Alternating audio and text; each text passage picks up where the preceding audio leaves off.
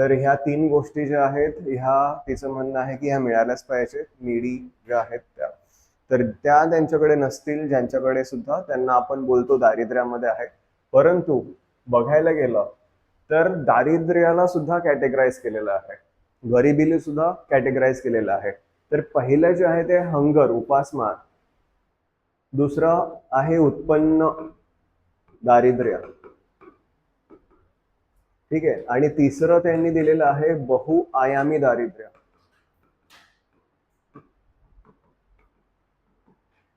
Okay. तर hunger, उपासमार, उत्पन्न, इन्कम पॉवर्टी आणि तिसरं बहुआयामी म्हणजे मल्टी डायमेन्शनल पॉवर्टी. आपल्याला इंडेक्स जो आहे तो याच्यावर येतो. MPI, multi dimensional poverty index आपल्याला बघायचा आहे. हा सर्वात महत्वाचा इंडेक्स आहे. खूप वेळा तो एक्झाम मध्ये विचारला जातो. आता फरक काय आहे याच्यामध्ये? तर पहिलं नावातच असं हंगर, उपासमार, 2 वेळेचं सुद्धा एखाद्याला खायला मिळत नसेल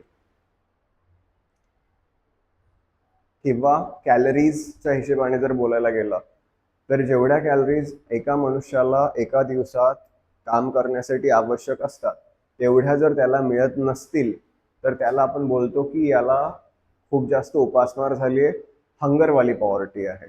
ओके. त्याला अपेक्षित तेवढं अन्न मिळत नाहीये, एवढा गरीब आहे तो. कारण कोणताही व्यक्ती तुम्ही घेतलात त्याला जे पण पैसे मिळतील सर्वात पहिले ते पैसे तो कशासाठी खर्च करेल? खाण्यासाठी. पोट तर भरलं पाहिजे, बाकी सगळ्या गोष्टी होत राहतील. तुम्हाला चांगले कपडे नाही मिळाले, नंतर घ्याल. मोबाईल, चष्मा, घर, गाडी सगळं आरामात होऊ शकतं. परंतु खाणं जे आहे हे शरीराला आवश्यक बाब आहे. त्याच्याशिवाय तुम्ही काम करू शकता का? नाही. त्यामुळे सर्वात महत्वाची गोष्ट ही आहे. तर उपासमार, दारिद्र्य जे आहे त्याच्यामध्ये फर्स्ट आहे उपासमार, हंगर, की दुर्बलतेमुळे, आर्थिक दुर्बलतेमुळे आहार न मिळाल्याने. आता आहार न मिळाल्याने म्हणजे याचा अर्थ असं नाही की बिलकुलच खायला मिळत नाही, परंतु एवढं कमी खायला मिळतंय की त्याने त्याचं पोट भरत नाही, किंवा एवढं कमी खायला मिळतंय की त्यासाठी आवश्यक, त्याच्या कार्यासाठी आवश्यक ज्या कॅलरीज आहेत त्या कॅलरीज फुलफिल होत नाही, त्या पूर्ण केल्या जात नाहीये. तर त्याला आपण बोलतो उपासमार, हंगर पॉवर्टी. आता जागतिक उपासमार निर्देशांक एक आहे. याच्यानुसार वेल्थ हंगर लाईफ आणि कन्सर्न वर्ल्ड वाईड या संस्था ज्या आहेत ह्या हा इंडेक्स काढतात. ग्लोबल हंगर इंडेक्स किंवा GHI या नावाने सुद्धा तुम्हाला एक्झाम मध्ये मोठ्या प्रमाणात येत असतो. यासाठी 3 आयाम आहेत: अपुरा अन्न पुरवठा, बालकुपोषण आणि बालमृत्यू.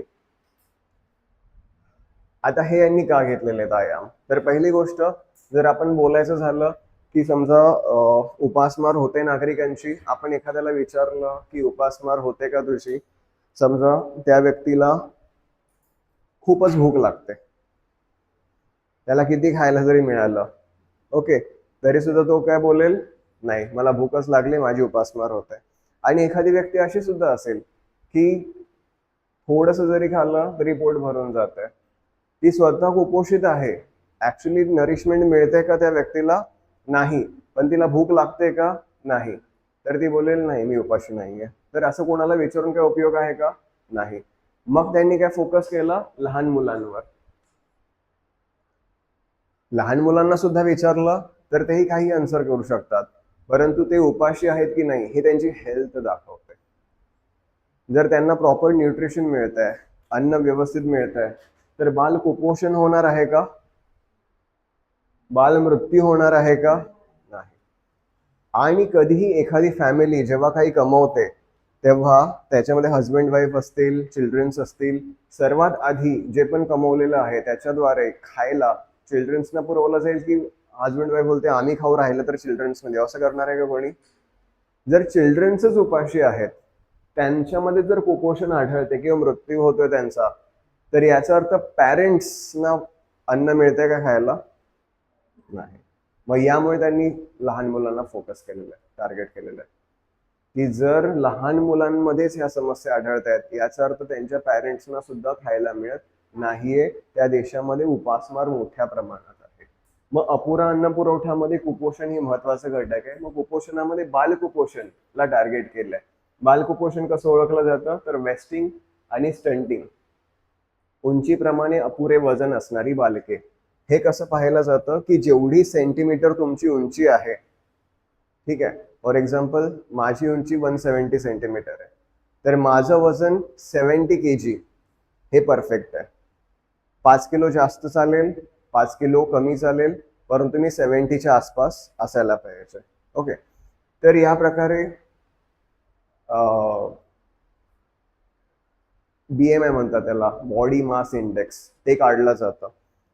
मग आता भारतामध्ये अनेक मुलं अशी आहेत की हाईट तर खूप चांगली आहे, परंतु अंगात जीव आहे का? नाहीये, खूप कमी वजन आहे.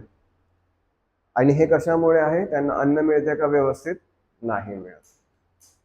तर याला आपण बोलतो वेस्टिंग. आणि स्टंटिंग म्हणजे काय? वयाप्रमाणे अपुरी उंची असणारी बालके. आता आता ती हसायला लागली.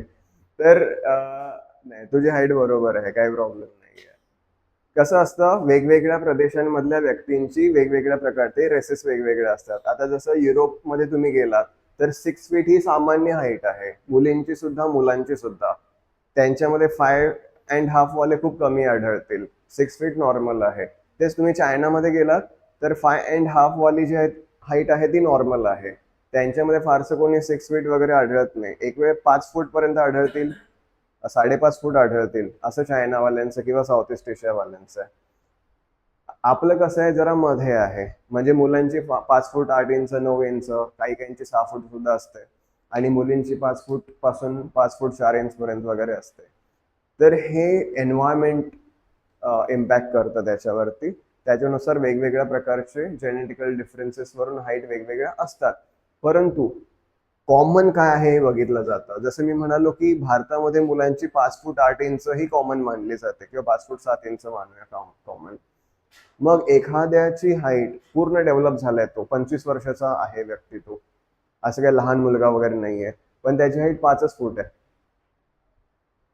याचा अर्थ तो स्टंटिंगचा शिकार आहे, की तेवढी डेव्हलप नाही झाली. किंवा एखादी मुलगी आहे 25 वर्षाची झालेली आहे, परंतु तरी सुद्धा तिची हाईट 5 फुटापेक्षा कमी आहे, स्टंटिंग आहे. ओके, तर ह्या दोन गोष्टी असायला पाहिजे. वेस्टिंग जे आहे ते नाही व्हायला पाहिजे. म्हणजे जर तुमचं एवढं एवढं हाईट आहे तुमची, तर त्या प्रमाणात तुमचं वजन असलंच पाहिजे. मग 160 सेंटीमीटर हाईट असेल तर 60 किलोच्या आसपास पाहिजे, 150 सेंटीमीटर असेल तर 50 किलोच्या आसपास पाहिजे. तर तुम्ही घरी जाऊन आज तुमची हाईट मोजा किती आहे, ठीक आहे, आणि जेवढ्या सेंटीमीटर मध्ये मोजा, हा सेंटीमीटर जेवढी हाईट असेल त्याच्यामधून 100 मायनस करा. 5 किलो कमी जास्त चालतं, परंतु प्रयत्न करायचा की एक्झॅक्टली तेवढं असेल तर चांगलं आहे.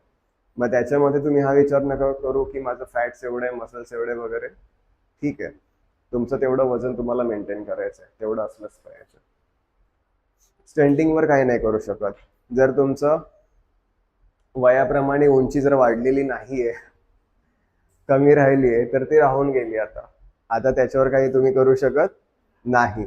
पण वेट मॅनेजमेंट होऊ शकतं, ते नाही व्हायला पाहिजे.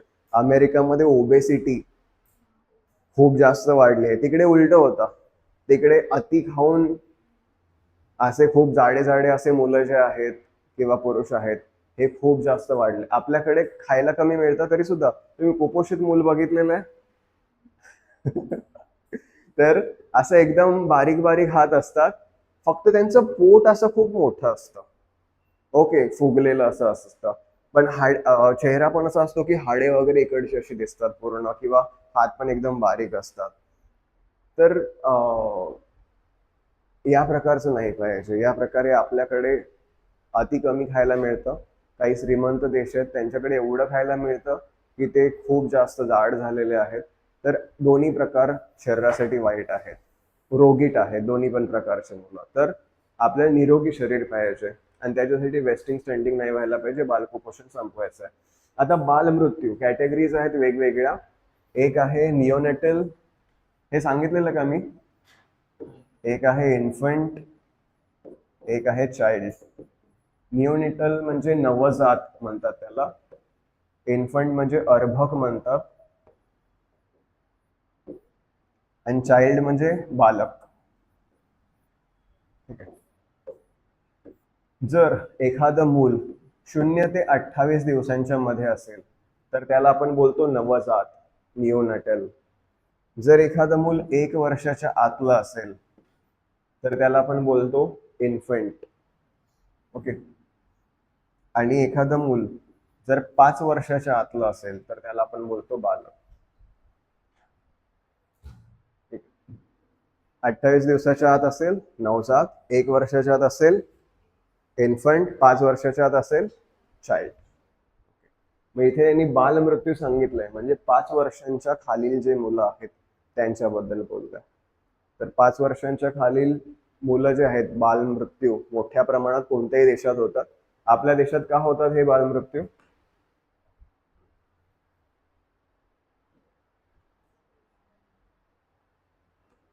का होत असतील आपल्या देशात बालमृत्यू?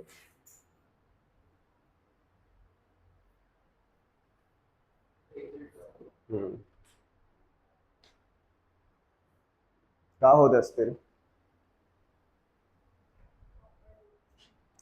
न्यूट्रिशन नाहीये. दुसरी गोष्ट, हा म्हणजे अन्न पुरवठा कमी आहे त्यामुळेच न्यूट्रिशन नाहीये. अजून उपचार, मेडिसिनल फॅसिलिटीज ज्या लहान बाळांना मिळायला पाहिजेत त्या आपल्या देशात व्यवस्थित आहेत का? बिलकुल नाहीयेत. अजून काय येणार?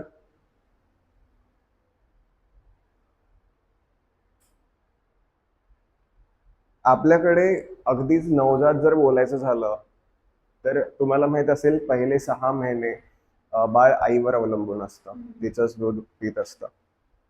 आईकडेच जर न्यूट्रिशनची कमतरता असेल, तीच सुदृढ नसेल तर बाळाला ते मिळणार आहे का? आपल्याकडे स्त्रियांमध्ये न्यूट्रिशनची कमतरता मोठ्या प्रमाणात जाणवते. ॲनिमिया नावाचा एक रोग आहे, हिमोग्लोबिनची कमतरता असणं. हे खूप साऱ्या मुलींमध्ये भारतातल्या आहे. याचं कारण त्या व्यवस्थित डाएट ठेवत नाहीत. फळं, भाज्या किंवा काही न्यूट्रिशन आहेत त्या व्यवस्थित ठेवत नाहीत आणि त्याचा परिणाम त्यांना दुष्परिणाम नंतर नंतर बघायला मिळतो. तर हे नाही व्हायला पाहिजे.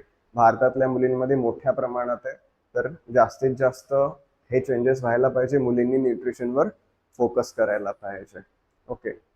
तर माताच सुदृढ नसणं, व्यवस्थित न्यूट्रिशन न मिळणं आणि सर्वात महत्वाचं मेडिसिनल फॅसिलिटीज नसणं, यामुळे बालमृत्यू मोठ्या प्रमाणात होतात. आता तर शासनाने वॅक्सिनेशन खूप जास्त व्यवस्थित राबवायला सुरुवात केली आहे. फ्रीच आहे वॅक्सिनेशन. लहान मुलांना हे देणं आवश्यकच आहे. परंतु पहिले असं कमी अंमलबजावणी व्हायची किंवा वॅक्सिन्स खूप महाग असायचे आणि त्यामुळे मग मुलं दगावायची. ठीक आहे. आपल्याकडे एकतर स्वच्छता नसते. हॉस्पिटल्स जे आहे सरकारी हॉस्पिटल्स अतिशय घाणेरडे, पाणी किंवा इतर सगळ्या सुविधा अतिशय घाणेरड्या आणि त्यामुळे मग लहान मुलांमध्ये तेवढी प्रतिकारक शक्ती असते का? नाही. आणि तिथे मग मूल दगवायचं. आता GHI आपण ग्लोबल हंगर इंडेक्स बघत होतो तर तो काढताना महत्वाची गोष्ट की 0 ते 100 दरम्यान असतो. पहिलं जे आहे की 0 म्हणजे उपासमार बिलकुल त्या देशात नाही. ते काय करतात? चेक करतात हे जे 3 पॅरामीटर्स आहेत त्याच्यावरती अपुरा अन्न पुरवठा, बालकुपोषण, बालमृत्यू. तर याच्यावरती मार्क्स देतात. किती प्रमाणात बालमृत्यू आहे, किती प्रमाणात बालकुपोषण आहे, अपुरा अन्न पुरवठा आहे की नाही. जर बिलकुल कोणाला मार्क नाही मिळाले, 0 मार्क मिळाले तर याचा अर्थ सगळं चांगलं आहे. त्याच्याकडे ना अपुरा अन्न पुरवठा आहे, ना बालमृत्यू आहे, ना बालकुपोषण आहे, काहीच नाहीये. म्हणजे हा खूप चांगला देश आहे. 0 to 9.9 कमी उपासमार, 10 ते 19 मध्यम, 20 ते 34 गंभीर उपासमार, 35 ते 50 धोक्याची घंटा आणि 50च्या पलीकडे अत्यंत भयावह. तर भारत 2023 साली, आता लेटेस्ट तुम्ही चेक करून घ्या, आपण जेव्हा करंट अफेअर्सचं सगळे इंडेक्सेस बघणार आहोत मे महिन्याच्या शेवटपर्यंत नक्कीच बघू, कारण 14 जूनच्या एक्झामला फोकस करून आपण फक्त इंडेक्स असा एक लेक्चर घेणार आहोत ज्याच्यामध्ये सगळे तोपर्यंतचे अपडेटेड जे आहेत ते सगळे असतील. पण आता आयडिया देण्यासाठी मी बोलतोय, जर 23ला 107व्या नंबरवर होता तर आता काय पहिल्या 50 मध्ये येणार आहे का? नाही. आता सुद्धा 105 100 याच्या आसपासच असेल. तर भारताची कामगिरी अतिशय वाईट आहे. ते सुद्धा 121 देशात. जर जगातले सगळे देश घेतले असते 194 वगैरे घेतले असते UN मध्ये जे एनलिस्टेड आहेत, तर भारत अजून मागे गेला असता. त्यामुळे भारताला जास्तीत जास्त चांगली कामगिरी करण्याची गरज आहे. आपल्याकडे उपासमार मोठ्या प्रमाणात आहे. तरी सुद्धा भारताने नॅशनल फूड प्रोग्राम कधी सुरू केलाय? 2013ला सुरू केलाय. त्याच्यानुसार आपण जास्तीत जास्त रेशनद्वारे गरिबांना अन्न पुरवठा करण्याचा प्रयत्न करतो आणि तरी सुद्धा आपली स्थिती ही आहे. तर अजून आपण व्यवस्थित प्लॅन्स करायला पाहिजे की का बाबा आपल्या भारतामध्ये एवढी उपासमार आढळते.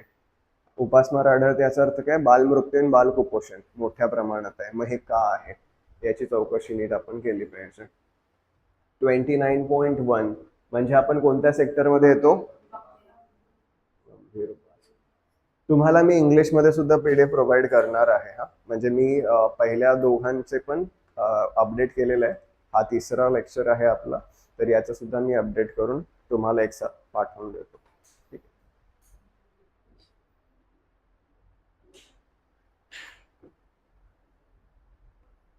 त्यानंतर इन्कम पॉवर्टी. तर पहिल्यामध्ये आपण बघितलं उपासमारमध्ये की तुम्हाला जर 2 वेळेचं खायला सुद्धा मिळत नाहीये तर तुम्ही उपासमार या दारिद्र्याच्या कॅटेगरीमध्ये आहात. परंतु इथे काय आहे की 2 वेळेचं खायला मिळतंय. 2 वेळेचं खायला मिळतंय, परंतु ते न्यूट्रिशियस आहे का? नाहीये. आणि खायला 2 वेळेचं मिळतंय, मात्र इतर कोणत्या गोष्टीसाठी जर तुम्हाला खर्च करायचा असेल, शिक्षण, आरोग्य वगैरे इतर कोणती गोष्ट, तर तो तुम्हाला नीट करता येतोय का? नाही करता येत. तर त्याला आपण बोलतो उत्पन्न दारिद्र्य. तर कमी उत्पन्नामुळे आहार मिळूनही पुरेसा नसतो, शिक्षण, आरोग्य वगैरे यांच्यावरती खर्च करण्या इतपत उत्पन्न नसते, तेव्हा आपण बोलतो उत्पन्न दारिद्र्य आहे. ओके. आता याच्यामध्ये 2 प्रकार आहेत. एक आहे सापेक्ष दारिद्र्य आणि एक दुसरा आहे निरपेक्ष दारिद्र्य. माहित आहे फरक काय आहे याच्यामध्ये? सापेक्ष दारिद्र्य काय आहे, निरपेक्ष दारिद्र्य काय आहे, कसं काढतात? इंग्लिशमध्ये सापेक्ष रिलेटिव्ह पॉवर्टी, निरपेक्ष ऍब्सोल्यूट पॉवर्टी. खूप महत्वाचं आहे.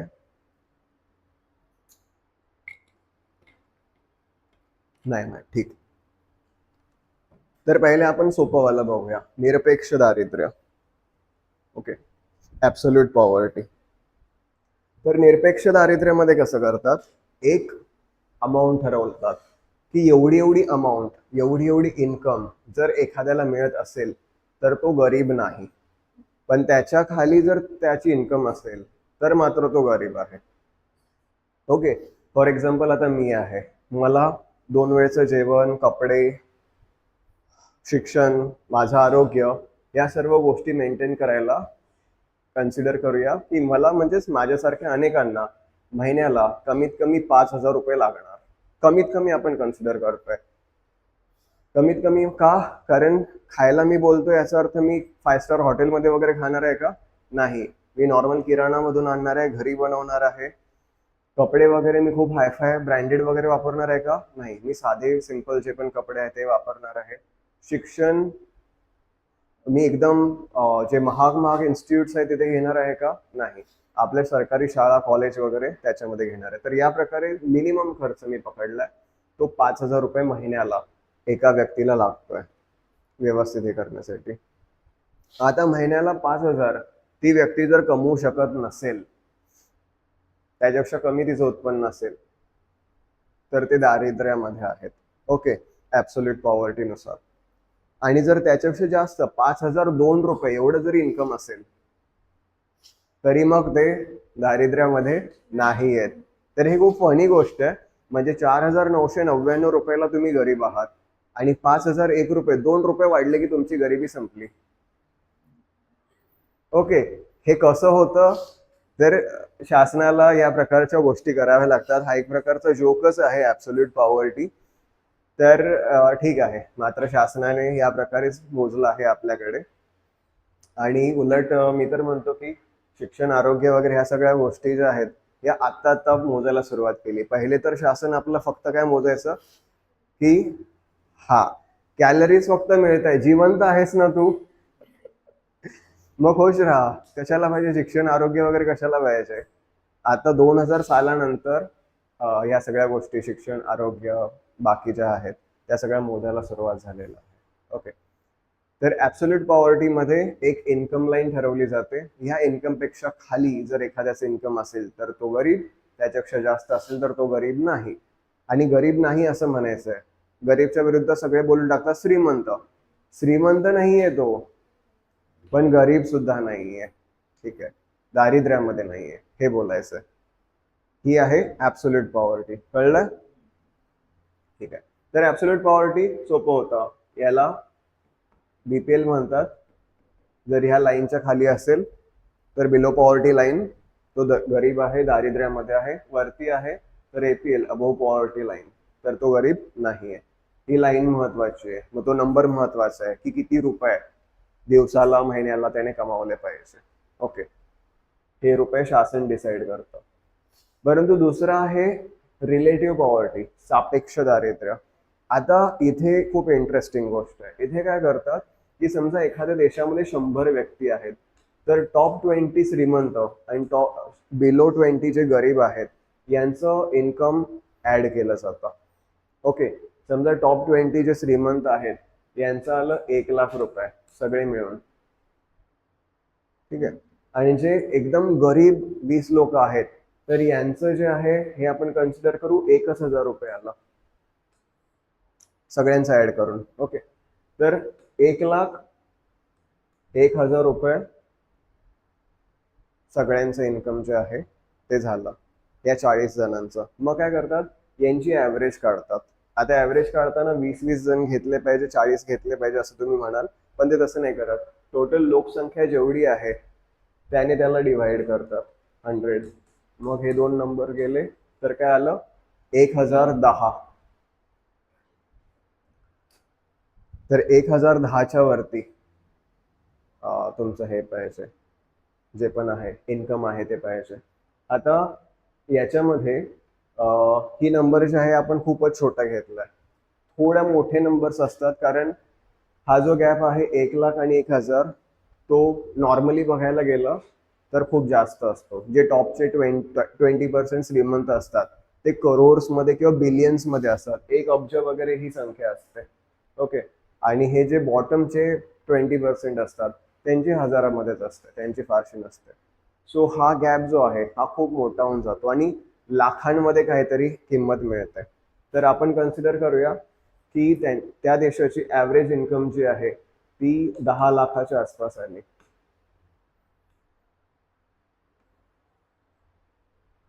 कन्सिडर करा की त्या देशाची ऍव्हरेज इन्कम 10 लाखाच्या आसपास आली.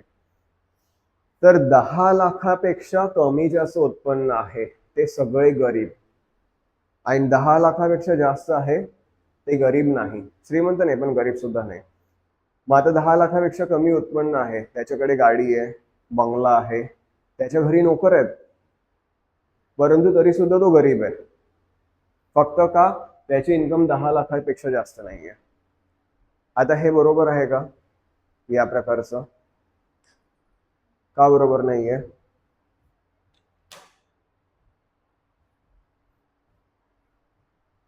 या प्रकारचं जे दारिद्र्य काढतात हे बरोबर आहे की नाहीये? जर नाहीये तर का नाहीये, आहे तर का आहे?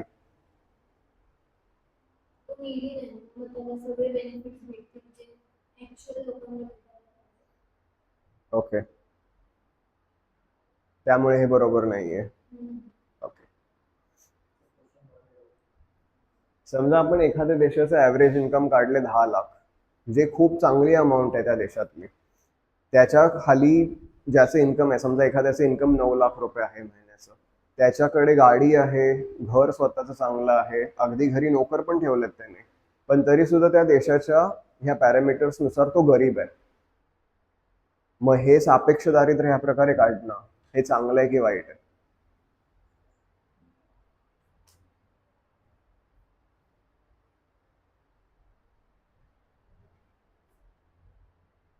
तिचं म्हणणं आहे की जे खरंच निडी असतील त्यांना मग ते प्रिव्हिलेजेस मिळणार नाही, त्यामुळे हे चुकीचं आहे, असं नाही काढायला पाहिजे. तुम्हाला काय वेगळं वाटतं? नाही वाटत? ठीक आहे. तर सापेक्ष दारिद्र्य ही ऍक्च्युली बेस्ट संकल्पना आहे हे काढणं. कारण काय आहे, पहिली गोष्ट तर सापेक्ष दारिद्र्य कोणत्याही गरीब देशात, भारतासारखे जे गरीब देश आहेत तिथे बिलकुल काढत नाही. कारण आपण असं जर काढायला गेलो तर अर्ध्यापेक्षा जास्त भारत गरीब निघेल. ओके, मग शासनाला सगळ्यांनाच पुरवावं लागेल जे पण काय पुरवायचं आहे ते. तर हे फक्त श्रीमंत देशांमध्ये काढतात, जे खूप डेव्हलप वगैरे आहेत अशा देशांमध्ये संकल्पना यूज केली जाते. आणि तिथे ऍब्सोल्यूट पॉवर्टी यासाठी यूज नाही केली जात कारण त्यांनी जर असं ठरवलं की मिनिमम रिक्वायर नीड्स तेवढंच आपण एक पॉवर्टी लाईन तयार करायची आणि त्याच्या खालच्यानं बघायचं, तर त्यांना हार्डली 1-2 जण भेटतील किंवा नाहीच कोणी भेटणार, एवढी त्या देशाने प्रगती केलेली असते. तर ॲज सच तुला जे वाटतं की जे नीडी खरंच असतील ते त्या देशात एक्झिस्ट करतात का? नाही करत. त्या देशामध्ये सर्वांनी आपले बेसिक लाईव्हलीहूड मिळण्यासाठी ज्या पण गोष्टी हव्या असतात त्या सर्व फुलफिल केलेल्या असतात. अन्न, वस्त्र, निवारा, शिक्षण, आरोग्य वगैरे हे सर्व त्यांना मिळालेलं असतं व्यवस्थित. त्यामुळे ॲब्सोल्यूट पॉवर्टी काढून काही फायदाच नसतो, कोणी त्या प्रकारचं गरीब राहिलेलंच नाहीये. मग आता सापेक्ष दारिद्र्य तरी का काढायचं? सगळ्या तुम्ही डिरेक्टली बोलून टाका ना, आमच्याकडे कोणी गरीबच नाहीये, गरिबी मुक्त देश आहे आमचा. उगाच कशाला गरिबी दाखवायचे? तर गरिबी यासाठी दाखवायचे की जे 10 लाखाच्या खाली आहेत त्यांना बोलायला की तुम्ही 10 लाखापेक्षा कमीवाले आहात, तुम्ही ह्या लोकांपेक्षा गरीब आहात. रिलेट करणं म्हणजे एकाला दुसऱ्याशी रिलेट करणं. तुम्ही यांच्यापेक्षा गरीब आहात, अजून तुम्ही काम करायला पाहिजे, कष्ट करायला पाहिजे, किंवा तुम्हाला आम्ही अजून काहीतरी हेल्प करतो, ते घ्या हेल्प आमची आणि अजून प्रगती करा. कारण अल्टिमेटली त्यांची प्रगती म्हणजे कोणाची प्रगती? देशाची. टॅक्सेस त्यांच्यावर कमी लावतात, त्यांना लोन्स कमी इंटरेस्टने मिळतात, अजून काही प्रिव्हिलेजेस समजा त्यांना द्यायचे असतील, मेडिसिनल फॅसिलिटीज त्यांना स्वस्तामध्ये मिळतात. इंग्लंडमध्ये तरी तुम्ही बेसिक जे हेल्थ चेकअप आहे ते फ्रीमध्ये करू शकता. बेसिक म्हणजे तुमचा सर्दी खोकला झालेला आहे, ब्लड प्रेशर चेक करायचं आहे, डायबिटीज वगैरे काय चेक करायचं आहे, हे सगळं तुम्ही फ्रीमध्ये करू शकता. तुम्ही जायचं, ते चेक करणार, बिल बनवणार, त्याच्यावर तुम्ही साईन करायची, ते लोक अपलोड करून टाकतात गव्हर्नमेंटच्या वेबसाईटवर. कोणत्याही हॉस्पिटलमध्ये तुम्ही जा, काही प्रॉब्लेम नाही. आणि मग डिरेक्टली त्यांना त्या हॉस्पिटलला गव्हर्नमेंटकडून तेवढा पैसा येतो जेवढे पण त्यांनी चेकअप्स केलेले असतील. आता याचा फायदा काय होतो? आपलं कसं असतं भारतामध्ये, अगदी कोरोना जरी झाला तरी काढापी कोरोना जाईल, या लेवलला आपण पोहोचलेलो की नाही? येस. आपल्याला हॉस्पिटलमध्ये जायचंच नसतं, पैसा आरोग्यावर खर्च करायचा नसतो. आणि हे सगळ्या देशांमध्ये आहे. सगळीकडचा मानव या प्रकारेच विचार करतो की कशाला नाहक आपण पैसा खर्च करायचा.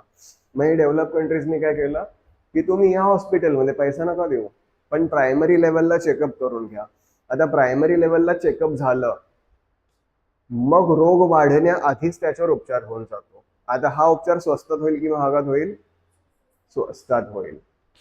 कारण वेळीच उपचार झाला तर तो लवकर ठीक होऊन जाईल. आपल्याकडे कसं करतं, सगळे काढे घेऊन झाले आणि तरी सुद्धा आता हा उठत नाही, हलवलं तरी मग हॉस्पिटलमध्ये घेऊन चला. मग तेव्हा मग भरपूर खर्च होऊन जातो, मग तिथे मग कठीण होऊन जातं. तर सापेक्ष दारिद्र्य ही संकल्पना खूप मस्त आहे, खूप चांगली आहे. परंतु हे बरोबर आहे की भारतासारख्या देशामध्ये ही संकल्पना युजफुल नाहीये. जर आपण इकडे केलं तर अर्ध्यापेक्षा जास्त देश गरीबच दिसेल आपल्याला. तर सध्या जोपर्यंत आपला देश व्यवस्थित होत नाहीये तोपर्यंत आपल्याला निरपेक्ष दारिद्र्य ही जी ऍब्सोल्यूट पॉवर्टी संकल्पना आहे हीच ठेवावी लागेल, की बेसिक नीड्स तुमच्या फुलफिल होणारी एक रक्कम आम्ही तयार करू. त्या रक्कमपेक्षा कमी तुमचं इन्कम असेल तर तुम्ही गरीब, त्या रक्कमपेक्षा जास्त इन्कम असेल तर तुम्ही गरीब नाही आहात. समजल्यात ह्या दोन्ही संकल्पना? आता आहे बहुआयामी दारिद्र्य, मल्टी डायमेन्शनल पॉवर्टी. हंगरमध्ये आपण बघितलं 2 वेळचं खायला पण मिळत नाही. उत्पन्न इन्कम पॉवर्टीमध्ये आपण बघितलं खायला मिळतंय परंतु न्यूट्रिशियस नाहीये आणि शिक्षण आरोग्य वगैरेवर त्यांना खर्च करता येत नाहीये. याच्यामध्ये आता वेगळं आहे, याच्यामध्ये खायला मिळतंय, पुरेसा आहार आहे, शिक्षण आरोग्य सगळ्या गोष्टीसाठी मिळत आहे, मूलभूत सुविधा सुद्धा मिळत आहेत, परंतु आहार असला तरी तो व्यवस्थित पोषक नाहीये, शिक्षण असलं तरी पुरेसे नाहीये आणि आरोग्यावर खर्च होत असला तरी बालमृत्यू वगैरे होत आहेत. आता याचं कारण काय? आहार आहे मात्र व्यवस्थित पोषक नाही. याचा अर्थ तेवढे हे लोक श्रीमंत नाहीत की फळं, महत्वाच्या भाज्या, त्या प्रमाणात जे प्रोटीन किंवा इतर सबस्टन्स पुरवणारे जे पण पदार्थ असतात ते हे घेऊ शकतील. एवढे श्रीमंत ते नाही आहेत. ठीक आहे, आरोग्यावर खर्च होत असला तरी बालमृत्यू वगैरे होतात. त्यामुळे याला बहुआयामी दारिद्र्याला कधी कधी मेंटल पॉवर्टी पण म्हणतात. मेंटल पॉवर्टी, मानसिक दारिद्र्य. आता एक आमच्या कल्याणचीच केस आहे. तर तो व्यक्ती जो आहे तो इथे कल्याणमध्ये राहतो आणि त्याचा परिवार सगळा आहे तो त्याच्या गावी राहतो. युपी बिहारला कुठेतरी ते राहतात. आणि त्या व्यक्तीच्या वाईफला असं काहीतरी त्रास झालेला. तर मग त्याच्या भावाने त्याला फोन केला की असं असं हिला त्रास झालाय वगैरे. तर तो बोलला बघा हॉस्पिटलमध्ये घेऊन जा वगैरे. मग ते तिकडच्याच त्यांच्या गावाच्या लोकल हॉस्पिटलमध्ये वगैरे घेऊन जात राहिले. तिची परिस्थिती बिघडत गेली, तिचा त्रास वाढत गेला. तरी सुद्धा इथलं तिथला डॉक्टर गावातला किंवा दुसऱ्या गावातला वगैरे असंच ते बघत राहिले आणि थोडंसं तिला रिलॅक्स वगैरे देणं, ह्याच गोष्टी झाल्या.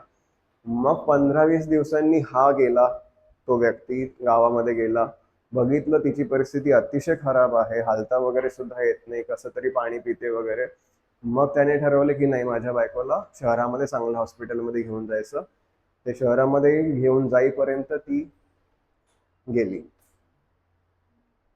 आता ही परिस्थिती त्याच्या घरच्यांना दिसत नव्हती का? येस. पण मग ते का घेऊन जात नसतील? तिच्यावरती खर्च का करायचा, कोण करणार, कशाला करायचा? तर ह्या प्रकारची मानसिकता. मग हे लोक असे असतात की हे पैसे खर्च करू शकत नाही असं नाही, परंतु हे एवढे श्रीमंत पण नसतात की ते सहज करतील. त्यांना विचार करावा लागतो की हा पैसा इकडे खर्च केला तर मग बाबा ह्या गोष्टी येणार आहेत पुढे, त्यांच्यासाठी आपल्याकडे कसा पैसा राहील. तर हे बहुआयामी दारिद्र्य आहे. इथे गोष्टी मिळू सुद्धा शकतात पण लोक त्या मिळवत नाहीत. लोक आजवर फोकस नाही करत. लोक काय करतात, उद्या मला ह्या गोष्टीसाठी पैसा साठवायचा, त्या गोष्टीसाठी साठवायचा आहे, मग आज कसं तरी मरून जगायचं मन मारत. हे बहुआयामी दारिद्र्य आहे. ओके. तर 2010 पासून UNDP आणि OPH Oxford poverty and human development initiative यांच्या मदतीने MPI जो आहे तो मोजला जातो. याच्यामध्ये सुद्धा 3 आयाम आहेत, आरोग्य, पोषण आणि बालमृत्यू. तर आरोग्यामध्ये पोषण आणि बालमृत्यू आहे आणि शिक्षण आणि राहणीमान हे 2 अजून आयाम आहेत. तर पहिला आरोग्य, याच्यामध्ये पोषण, व्यवस्थित न्यूट्रिशन मिळालं पाहिजे. मग त्याच्यामध्ये सुद्धा वेस्टिंग स्टंटिंग हे प्रकार बघितले जातात हे चेक करण्यासाठी की पोषण व्यवस्थित मिळते की नाही. आणि दुसरं बालमृत्यू, 5 वर्षाच्या खालील मुलं किती दगावतात, किती मरतात, तर हे सुद्धा बघितलं जातं. तर हंगर इंडेक्स मधले जे 2 परिमाणे आहेत ती इकडे आरोग्यामध्ये ऍज सच दिलेली आहेत. दुसरं शिक्षण, शालेय शिक्षणातील वर्ष आणि शाळेतील उपस्थिती हे 2 गोष्टी बघितल्या जातात. तर शालेय शिक्षणातील वर्ष, मग प्रत्येक देशाचं यासाठी परिमाण वेगवेगळं आहे. पहिली गोष्ट ही लक्षात ठेवा की हे जे आहे दुसरं फक्त त्यांनाच विचारलं जातं ज्यांच्या आयुष्याची 25 वर्ष पूर्ण झालेली आहेत.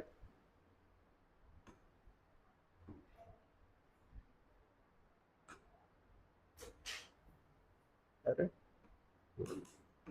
25+. कारण भारतामध्ये 25च्या आधी मोस्टली सगळे शिकत असतात, शिक्षण चालू असतं. ग्रॅज्युएशन व्हायलाच 21 वर्ष लागतात. समजा एखादा नापास होतो झालाय 2-3 वर्ष, तर त्याचं मग 23-24 वगैरे होईल. आणि मग त्याच्यात पोस्ट ग्रॅज्युएशन करायचं असेल किंवा अजून काही करायचं असेल तर 25 पार झाले. हे आपलं MPSC UPSCचं हे शिक्षण मानलं जातं का? नाही. ओके, हे लक्षात ठेवा. तर खूप जण असं बोलतात की MPSCचा अभ्यास करतोय, UPSCचा अभ्यास करतोय, शिकतोय अजून. हे शिक्षण नाहीये हा, ही तयारी आहे जॉबसाठीची, मात्र हे शिक्षण नाही. शिक्षण म्हणजे तुमचं एनरोलमेंट कुठेतरी पाहिजे, शाळा, कॉलेज वगैरे याच्यामध्ये.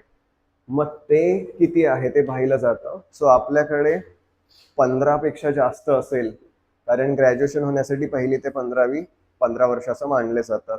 तर 15 पेक्षा जास्त असेल तर तुम्हाला फुल मार्क्स मिळतील की व्यवस्थित शिकलाय बाबा. 15 पेक्षा जेवढं खाली असेल तेवढं कमी मार्क्स मिळतील. ओके, काही काही जण शाळेतच नाही जात, 0 मार्क, कधीच नाही. तर शाळेतील शिक्षणातील वर्ष हे महत्वाचे. आपल्या भारतामध्ये ऍव्हरेज किती वर्ष असतील, काय वाटतंय?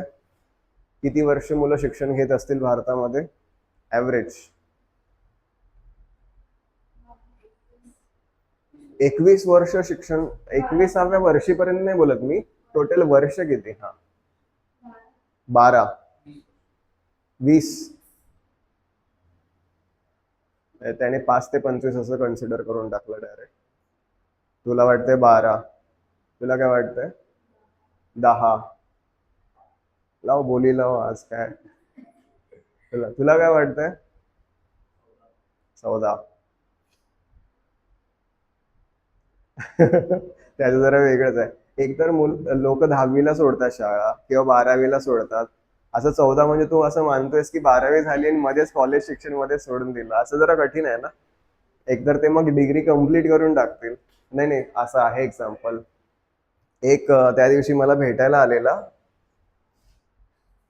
त्याला सरळ सेवा द्यायची आहे. आणि मला विचारू लागला, सर कसं कसं असतं. मी सगळं सांगितलं. मग तो बोलला की सर मग मी कोणकोणत्या सरळ सेवा देऊ शकतो. मी बोललो सगळ्याच देऊ शकतो, असं फक्त काही मध्ये टायपिंगचं वगैरे असेल तर ते तुला चेक करावं लागेल. तो बोलला नाही सर, मी 12वी पास आहे फक्त,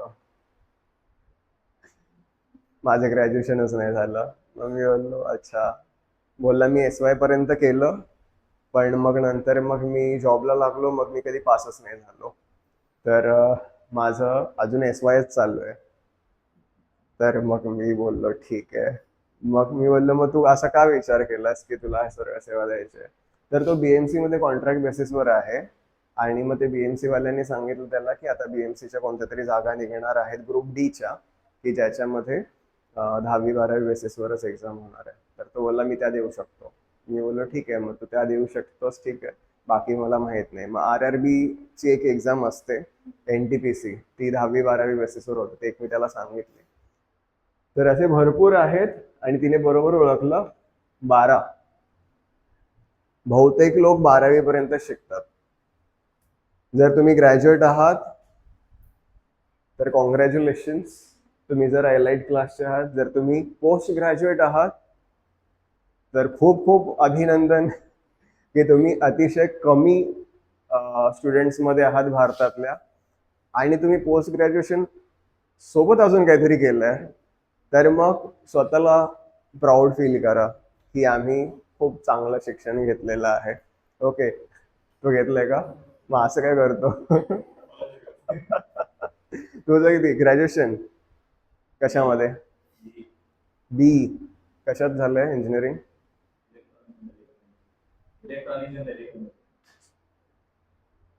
सिव्हिल वाल्यांना जागा खूप असतात. तुमचं कोणाचं आहे का सिव्हिल इंजिनिअरिंग मध्ये? सारख्या पोस्ट निघतात सिव्हिलच्या. म्हणजे मागच्या एका वर्षात तरी एखादा जस्ट काठावर पास झालाय सिव्हिल वाला, तो सुद्धा सरकारी कर्मचारी आहे. एवढ्या जास्त पोस्ट निघाल्यात सिव्हिलच्या. इलेक्ट्रॉनिक्स वाल्यांचं नाही एवढं काय नसतं. ओके, बरं असू दे, ठीक आहे. तर 12 वर्ष आपल्याकडे ऍव्हरेज आहे. शालेय शिक्षणातील वर्ष महत्वाचे, आपल्याकडे टार्गेटपेक्षा कमी आहे अजून. दुसरं, शाळेतील उपस्थिती. तर खूप सारे असे करतात की शाळेमध्ये शिक्षण हे प्रवेश तर घेतलेला आहे, परंतु शेतातलं काम आहे. मग मुलांना बोलतात राहू दे शाळेत जायचं, आपली कामं करून घेऊया. कॉलेजमध्ये खूप सारे विद्यार्थी असे असतात, लेक्चरमध्ये काय बसायचं, फक्त परीक्षेला जायचं, असं करतात. पण यामुळे ते पास तर होतात, 10वी-12वी होते किंवा डिग्री तर होते, पण त्यांना ऍज सच ते नॉलेज असतं का? नाही. आपल्या भारतामध्ये मोठ्या प्रमाणात गोष्टी याच आहेत. शिक्षण पद्धती खूप चांगली आहे. आपली नेहमी टीका होत असते आपल्याकडून, आपली शिक्षण पद्धती चांगली नाही. ऍक्च्युली इतर देशातले लोक भारताच्या टेक्स्टबुक मध्ये जे शिक्षण पद्धती आहे त्याला खूप अप्रिशिएट करतात, की यांच्याकडे एवढ्या बेसिक्सने सगळं काही शिकवलं जातं. पण आपल्याकडे दोन प्रॉब्लेम आहेत. पहिला प्रॉब्लेम, शिकवणारे टीचर्स शाळा आणि कॉलेजमधले ते असे असतात की शिकायची इच्छा राहत नाही. आणि दुसरं मग मुलं कॉलेजमध्ये मोस्टली असं करतात की कॉलेजमध्ये कोण बसतं, उलट जे बसतात त्याला टार्गेट करतात, अरे हा लेक्चरला बसतो. तर मग प्रॉब्लेम होऊन जातो. मग कोणी व्यवस्थित शिकतच नाही, फक्त एक्झामच्या आधी 2 दिवस अभ्यास करायचा. मग त्याने काय ॲज सच काय एज्युकेशन कम्प्लीट होतं का? नाही. त्यामुळे आता 75% अनिवार्य केलेलं आहे. ठीक आहे. फॉर्म भरून घेतात. आता मी LLM ला होतो, आमच्याकडून फॉर्म भरून घेतलेला, 2 फॉर्म भरून घेतलेले. एक, मी स्लेचिंग करणार नाही, कोणाला टॉर्चर करणार नाही वगैरे, रॅगिंग हे सगळं करणार नाही, आणि कोणी माझ्यासमोर करत असेल तर त्याची कंप्लेंट मी करणार, ही माझी जबाबदारी आहे. हा एक फॉर्म भरून घेतलेला. आणि दुसरा आहे की 75% मी अटेंड करेन कॉलेज. पहिली गोष्ट ठीक आहे, कोणीच नाही केली. आमचं जे पण ग्रुप होता, IPRचा ग्रुप होता, कोणीच नाही केलं टॉर्चर, स्लेचिंग हे सगळं. पण 75% कोणाचंच नसेल झालं. ओके. पण ते मग मॅनेज करून घेतात. टीचर्स बोलतात ठीक आहे, कारण सगळे वर्किंग होते, LLM वाले सगळे एकतर प्रॅक्टिसिंग लॉयर्स होते काही, किंवा वेगवेगळ्या ठिकाणी कामाला होते. त्यामुळे त्यांना पण माहित होतं की हे सगळे व्यवस्थित असं अटेंड लेक्चर्स नाहीच करू शकत. सो 40% 50% वगैरे समजा झालं असेल, तर हे आवश्यक करून टाकलंय. जर 75% तुमचं नसेल तर लिगली जर कॉलेज गेला तर तुम्हाला एक्झामला बसू दिलं जात नाही, तुम्हाला तो हक्कच नाहीये. 75% उपस्थिती आवश्यक आहे. मग हे पण चेक केलं जातं, कारण उपस्थितीच नाहीये याचा अर्थ तुम्ही लेक्चर अटेंड नाही करत, तुम्हाला काही कळलंय का? नाही. तुम्ही स्वतःहून अभ्यास करता का? नाही. ओके. नाही, ठीक आहे, तुम्ही करत असाल, पण कॉलेजची मुलं जी असतात ती करतात का स्वतःहून अभ्यास व्यवस्थित मला समजून घ्यायचं असं? नाही करत. त्यामुळे ह्या 2 गोष्टी चेक केल्या जातात शिक्षणामध्ये. ह्या जेवढ्या कमी असतील तेवढ्या मार्क्स कमी दिले जातात. आता इथे मी कॉलेजवाला जे बोललो तो भाग लागू नाही होत, जे स्वतःहूनच नाही जात. इथे कोणता लागू होतो की शाळेमध्ये ऍडमिशन तर घेतलंय पण मुलांना कामाला लावलंय. भारतातल्या गावांमध्ये मोठ्या प्रमाणात होतं की जाऊ दे, आज आपल्या घरी हे काम आहे, आपल्या घरी ते काम आहे, तर त्याच्यामध्ये हात लाव. मुलींना तर मोठ्या प्रमाणात केलं जातं गावी. तर मग मुलींना त्यामुळे लेक्चर्स अटेंड करायला, शाळेमध्ये जायला मिळत नाही. ओके. पॅरेंट्स बोलतात मी शिक्षकांना सांगतो, आम्ही सांगतो तू नको जाऊस. तर ह्या ह्या गोष्टींवरती इथे फोकस केलेला आहे. आणि हे जे आहे राहणीमान, मग राहणीमानमध्ये स्वच्छ इंधन. गावांमध्ये मोठ्या प्रमाणात चुलीवरती अजूनही जेवण बनवतात. आता तर शहरांमध्ये सुद्धा सुरू झालंय. अमेरिकेची कृपा. तर ह्या ज्या गोष्टी आहेत, स्वच्छ इंधन मिळायला पाहिजे. म्हणजे काय की चुलीवरचं याच्यामुळे स्त्रियांना खूप त्रास होतो, आरोग्य त्यांचं खालावतं. त्याच्यापेक्षा जर त्यांनी LPG यूज केला किंवा इंडक्शन यूज केलं वगैरे, तर मग त्यांचं आरोग्य व्यवस्थित राहील. स्वच्छता खूप आवश्यक आहे. स्वच्छता का आवश्यक आहे? आरोग्यावर काय परिणाम होतो का स्वच्छतेचा? खूप जास्त होतो. मलेरिया पसरणार, TB. आपल्या देशात सर्वात जास्त मोठ्या प्रमाणात TB आहे आणि खूप सिरियस केस आहे. अगदी रोज 100 पेक्षा जास्त लोक TB मुळे मरतात. पण तरी सुद्धा आपण, सर्दी आली, खोकला आला तरी सुद्धा असा हात ठेवायचा वगैरे हे आपल्याला आहे का? नाही. रस्त्यावर थुंकणार, इकडे तिकडे जे पण पान खाऊन, तर ते अक्षरशः प्लॅटफॉर्म ना कलर द्यायची गरज नसते, एवढे ते लाल झालेले असतात लोकांनी थुंकून थुंकून. ओके. तर ह्या सगळ्या गोष्टी ज्या आहेत ह्या स्वच्छतेमध्ये येतात. हे महत्वाचं आहे मेंटेन करणं. पेयजल, तुम्ही जे BMCचं पाणी येतं, BMC खूप बोलते की आम्ही स्वच्छ करून वगैरे पाठवतो, प्युरिफाय करून पाठवतो, पण तुम्ही विश्वास ठेवाल का? हे असे ॲक्वा वगैरे बसवलेले, ॲक्वाच आहे ना हा? काय एवढ्या साऱ्या मशीन्स लावल्या त्याच्यात? ठीक आहे, जे पण असेल, पाण्याचंच आहे ना ते? हा. एवढ्या साऱ्या पहिल्यांदा बघितलं मी. चांगली गोष्ट आहे. तर यांचा बिलकुलच विश्वास नाही याचा अर्थ BMC वर. एवढ्या त्या मशीनचं आहे. पण चांगली गोष्ट आहे, पाण्याची ते काळजी घेत आहेत. मग याप्रमाणेच आपल्याला पेयजल स्वच्छ मिळायला पाहिजे. पण हे काम शासनाचं आहे. तुम्ही ॲम्स्टरडॅमला गेलात तर ॲम्स्टरडॅम मध्ये चौका चौकामध्ये ते फाउंटेन माहिती आहे तुम्हाला, फवारे वगैरे असं असतात ते. हा, तर फाउंटेन वगैरे ओपन मध्ये आहेत आणि त्या फाउंटेन मधून पाणी पडत असतं. ते पाणी लोक बाटलीत भरून घेतात आणि पितात. बघितलंय? तर एवढं स्वच्छ पाणी तिकडे आढळतं फवाऱ्यांमध्ये. आपल्या फवाऱ्यांमध्ये त्याच रात्री माणूस मरून जाईल असं घाणेरडं पाणी असतं. ओके, तर आपल्याकडे पेयजल म्हणजे अक्षरशः खूपच खूपच खराब कंडिशन आहे, खूप वाईट कंडिशन आहे. तर हे तिथे चेक केलं जातं की हे किती खराब लेवलचं आहे. आपल्याकडे जर तुम्ही एक हे असतं, इंडेक्स आहे एक बीओडी, ऐकलंय कधी बीओडी बद्दल? फुल फॉर्म सांगतो, बायोलॉजिकल ऑक्सिजन डिमांड. हे ऐकलंय? नाही ऐकलेलं. बरं, तुमचं नदी तलाव वगैरे काही असेल ना, तर त्याच्यामध्ये त्या तलावात राहणाऱ्या प्राण्यांना, जलचरांना किती ऑक्सिजनची डिमांड आहे जास्त, हे चेक केलं जातं त्याच्यामध्ये. बायोलॉजिकल म्हणजे प्राण्यांमार्फत, ऑक्सिजन डिमांड म्हणजे ऑक्सिजनची मागणी किती आहे. जेवढी जास्त ऑक्सिजनची मागणी तेवढं ते पाणी खराब आहे. का? कारण जेवढी जास्त ऑक्सिजनची मागणी याचा अर्थ तेवढेच बॅक्टेरिया, सूक्ष्मजीव वगैरे हे जे सगळे आहे ते खूप जास्त प्रमाणात आहेत. याचा अर्थ ते कशावर जगतात? घाणीवर जगतात. तर ती घाण जी आहे ती जास्त प्रमाणात आहे. ओके, तर आपल्याकडे जी सर्वात चांगली नदी समजली जाते, माता मानतो आपण गंगेला, हा बीओडी 6 आहे, 6 पॉइंट समथिंग जे पण आहे ते 6+ आहे. आणि कोणतंही पाणी पिण्यायोग्य आपण कधी मानतो? जेव्हा त्याचा बीओडी 3 पेक्षा कमी असेल.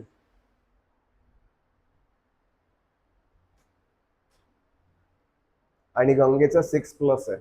आणि हे पण ऍव्हरेज बोलतोय हा मी. ऍव्हरेज म्हणजे काही काही ठिकाणी तो 10 पर्यंत पण असेल. तर आपल्या देशातला पेयजलाची स्थिती फार वाईट आहे, फार वाईट आहे. नंतर वीज, हे सुद्धा खूप आवश्यक आहे. वीज कशासाठी आवश्यक आहे?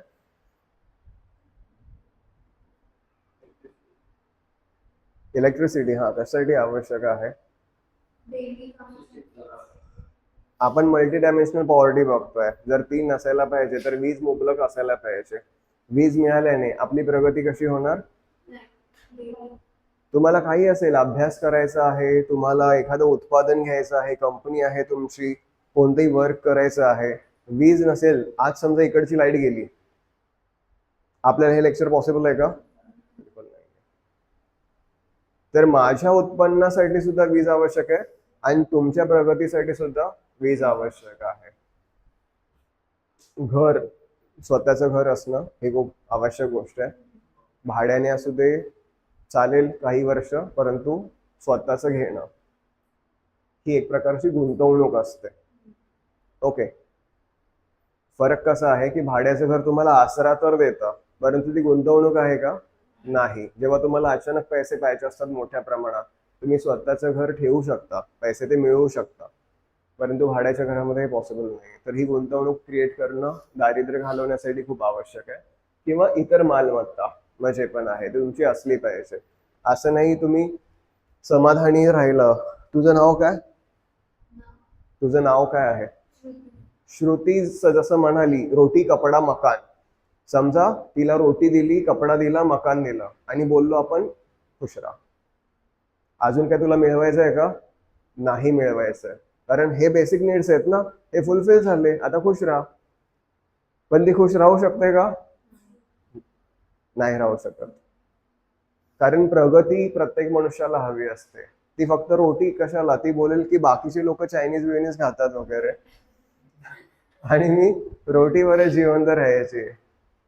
असं चालणार आहे का? नाही चालणार आहे. ओके, सो मालमत्ता आपल्याला आवश्यक आहे. आता दारिद्र्याची तीव्रता, बहुआयामी दारिद्र्याचे प्रमाण आपण काढतो, त्याच्यातून आपल्याला मिळते कशी आहे तीव्रता, कमी आहे जास्त. तर याच्यामध्ये सुद्धा तिथे जसं 0 टू 9.9 वगैरे असं होतं, तसं इकडे 3च आहेत. 20 ते 33, 33 पेक्षा जास्त आणि 50 पेक्षा जास्त, म्हणजे 33 ते 50 आणि 50 पेक्षा जास्त. याचा अर्थ 20च्या खाली जे असतील त्यांना काही कन्सिडर करत नाही. ओके, 20 ते 33 असुरक्षित झालेत. 20च्या खाली जर असेल, कारण प्रत्येक ठिकाणी थोड्याफार प्रमाणात गरिबी असू शकते, त्यामुळे 20च्या खाली एवढं काही मानत नाही. 20 ते 33 असुरक्षित. असुरक्षितचा अर्थ गरिबी मोठ्या प्रमाणात नाहीये, परंतु थोडंसं तुम्हाला शासनाला काम करणं भाग आहे. 33 पेक्षा जास्त मात्र बहुआयामी गरीब आहे.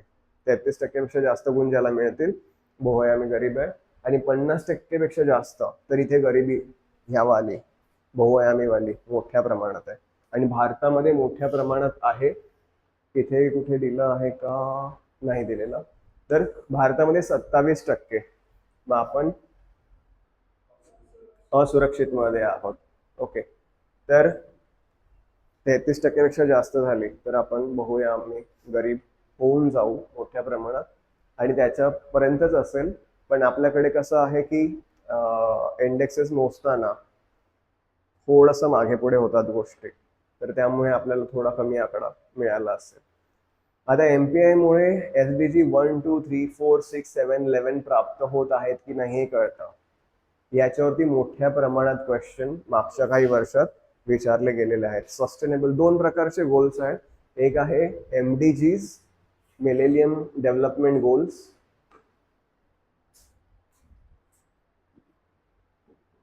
आणि एक आहे SDGs, sustainable development goals. Okay, MDGs 2000 साली स्ट्रक्चर झालेले 8च गोल होते, परंतु आता त्यांना काही इम्पॉर्टन्स नाही, कारण SDGs आलेले आहेत. हे 2015 साली सुरुवात झाली यांची इम्प्लिमेंटेशनची, आणि 2030 सालापर्यंत हे सर्व गोल्स प्रत्येक देशाला जगातल्या कॉन्कर करून दाखवायचे. ओके, उद्दिष्ट आहे 2030, आणि 2030 खूप जवळ आले, त्यामुळे SDGs बद्दल आता क्वेश्चन जास्तीत जास्त विचारतील, कारण 2030 झाल्यानंतर हे SDGs नाही राहणार आता. मग ते पुन्हा नवीन गोल सेट करतील, त्याला अजून काहीतरी वेगळं नाव देतील. ओके, मग सध्या आपल्याला हे 17 गोल जे आहेत हे लक्षात ठेवायचे आहेत. तर एक स्टोरी आहे का, छोटीशी स्टोरी आहे, सोपीशी.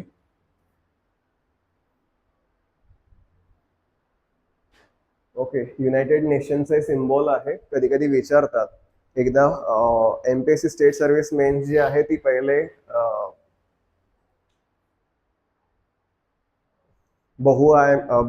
काय म्हणतात त्याला, MCQs टाईपची होती, आता डिस्क्रिप्टिव्ह झालेली आहे. तर पहिले जे MCQ टाईपची होती, तर त्याच्यामध्ये एक प्रश्न आलेला की हे जे युनायटेड नेशन्सचं चिन्ह आहे त्याच्यामध्ये जग वरून दाखवलंय, खालून दाखवलंय, की कोणत्या आजूबाजूने दाखवलेलं, उजव्या बाजूने, डाव्या बाजूने वगैरे. तर हे वरून दाखवलेलं आहे. तर हा जो जगाचा फोटो आहे हा वरून काढलेला आहे असं मानून चाला. तर आता तुम्हाला स्टेट सर्व्हिसेसच्या मेन्स मध्ये डिस्क्रिप्टिव्ह तिथे काही येणार नाही, मात्र मग बाकी कोणत्या एक्झाम मध्ये त्यांना विचारायचं असेल तर ते विचारू शकतो. तर स्टोरी ऐका. एक मुलगी होती, ती खूप गरीब होती.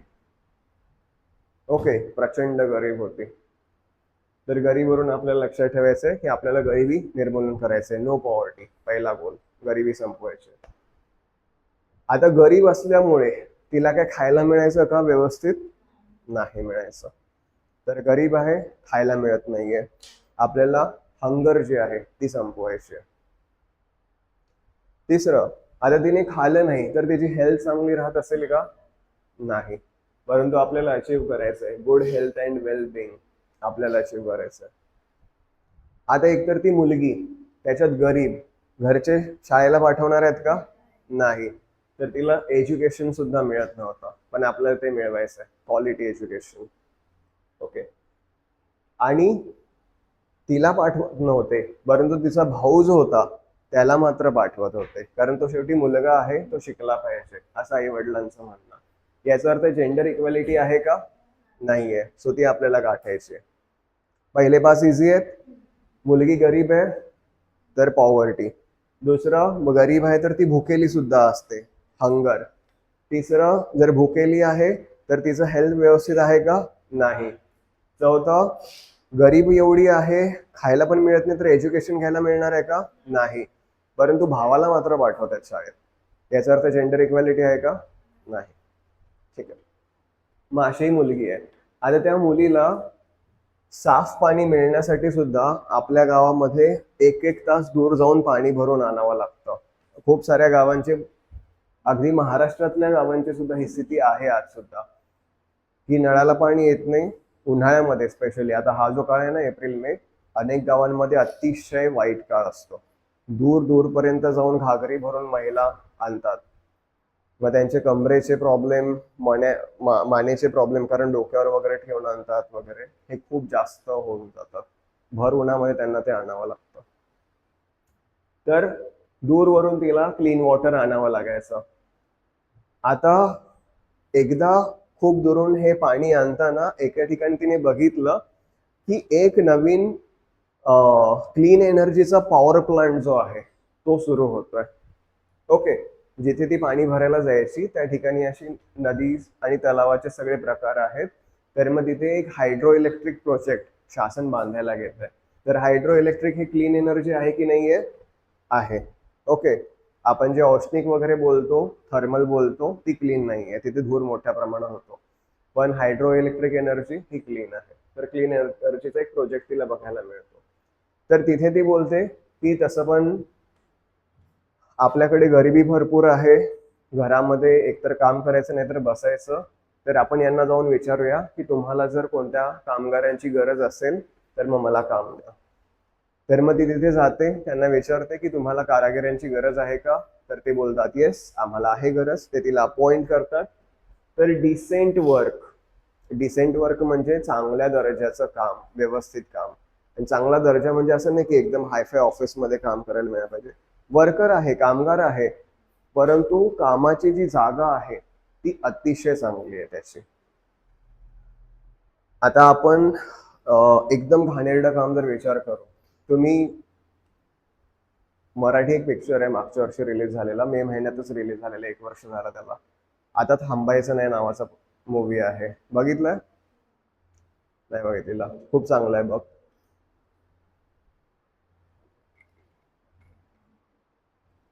तर महाराष्ट्रामध्ये एवढं प्रगत राज्य आहे, आपण मिरवतो की देशाची आर्थिक राजधानी आणि पैसा भरपूर वगैरे असं सगळं महाराष्ट्राबद्दल बोलतो. पण ह्याच महाराष्ट्रामध्ये अनेक कामगारांना ड्रेनेज साफ करताना त्या ड्रेनेजमध्ये उतरावं लागतं विदाऊट एनी सिक्युरिटी. ते फक्त दारूची एक बॉटल पितात की ज्यामुळे त्यांना असं त्या घाणीचं काही वाटू नये, त्याच्यामध्ये उतरतात, ती सगळी घाण साफ करतात. त्यांच्याकडे ग्लोव्स नसतात, मास्क नसतो, बॉडी पण पूर्ण तशीच वगैरे, अक्षरशः त्यांच्या अंगाला वास येतो जरी ते स्वच्छ झाले तरी. आणि अनेक जण मरतात कारण तिथे ऑक्सिजनची लेवल खूप कमी असते आणि अनेक जण त्याच्यात मरून जातात. ओके. दुसऱ्या देशांमध्ये सुद्धा ड्रेनेज असतंच. ड्रेनेज कुठे नाही असं आहे का? नाही, तिथे सुद्धा असतं, तिथे सुद्धा घाण असते. पण ही कामं माणसांना करायला लावतात का? नाही. तिथे ते मशीन्स असतात जे हे सगळे कामं करतात. किंवा जर माणसांना उतरावं लागेलच तर प्रॉपरली त्याला पूर्ण कव्हर करतील, त्याला गॅस सिलेंडर देतील, सोबत ऑक्सिजनचा मास्क वगैरे पुरवतील, असं सगळ्या सेफ्टी सोबत त्याला पाठवतील की हा आता तू जा, मरू दिलं जाणार नाही किंवा त्याला काही व्याधी नाही होणार याची काळजी ते घेतील. आपल्याकडे काहीही काळजी घेतली जात नाही.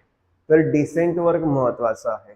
असं नाही व्हायला पाहिजे की कामाच्या ठिकाणी जाऊन तो बिचारा मरूनच गेला किंवा आजारी पडला, हे नाही पाहिजे. तर ती मुलगी त्या एनर्जी प्लांटकडे जाते, तिला एक चांगलं काम मिळतं. आता कामामध्ये ती खूप तरबेज असते, ती जरी शिकलेली नाही तरी तिला इनोव्हेटिव्ह आयडियाज वेगवेगळ्या तिच्या डोक्यात असतात. ती तिचे जे सर असतात त्यांना या सगळ्या आयडियाज ज्या आहेत त्या सांगत असते. तर इनोव्हेशन अँड इन्फ्रास्ट्रक्चर, मग ती इनोव्हेशन जे आहे, इनोव्हेटिव्ह आयडियाज आहे ती सांगत जाते. त्याच्यानुसार त्या कंपनीकडे वेगवेगळं इन्फ्रास्ट्रक्चर ते बनवत जातात आणि ही आयडिया सांगते म्हणून हिला मग हेड करून टाकतात. ठीक आहे, तर इनोव्हेटिव्ह इन्फ्रास्ट्रक्चर ते बनत जातं. आता ही हेड झाली, तर तिला काय करायचं आहे की आपल्या गावामध्ये जे पण गरीब लोक आहेत त्यांच्यासाठी मोठ्या प्रमाणात कार्य करायचं आहे. तर त्या कंपनीमध्ये मग आता ज्या पण जागा निघतायत, ज्या पण जागांवरती गरज आहे लोकांची, आपल्या गावचे जे जे गरीब लोक आहेत त्यांना सगळ्यांना ती कामाला लावते, जेणेकरून त्यांच्याकडे काय यावा, पैसा. आणि पैसा आला तर इनइक्वॅलिटीज, असमानता कमी होईल. पूर्ण संपणार नाही परंतु कमी होईल. ठीक आहे, इथेपर्यंत लक्षात घ्या. पहिले 5 लक्षात आले. त्यानंतर ती मुलगी दूरवरती पाणी भरायला जायची, क्लीन वॉटर. दुसरं, तिने एक पॉवर प्लांट बघितला गावाच्या इकडे सुरू होतोय, तर अफोर्डेबल क्लीन एनर्जी. तिथे ती बोलली की मला काय काम मिळतं का बघूया, डिसेंट वर्क. त्यानंतर मग तिने आयडियाज द्यायला सुरुवात केली त्या कंपनीच्या मॅनेजरला किंवा जे पण आहे अधिकारी त्यांना.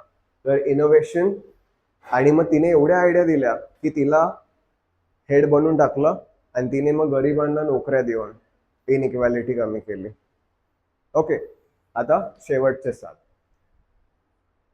तिने एवढ्या चांगल्या प्रमाणात त्या कंपनीची सुधारणा केली, लोकांच्या राहणीमानात त्या कंपनीमुळे एवढी सुधारणा झाली की लोकांनी स्वतःची घरं चांगल्या प्रकारे बांधली, रस्ते चांगल्या प्रकारे करून टाकले. आता ते गाव गाव नाही राहिलं, ते गाव कशामध्ये रूपांतरित झालं, सिटीमध्ये झालं. आणि सस्टेनेबल सिटी, आपलं हे मुंबई सस्टेनेबल सिटी आहे का? हा, म्हणजे चांगलं तर बिलकुल नसणार आहे. जे ते काही जे असेल ते असेल सस्टेनेबल, पण ते आपलं मुंबई नाहीये. पण सस्टेनेबल म्हणजे काय?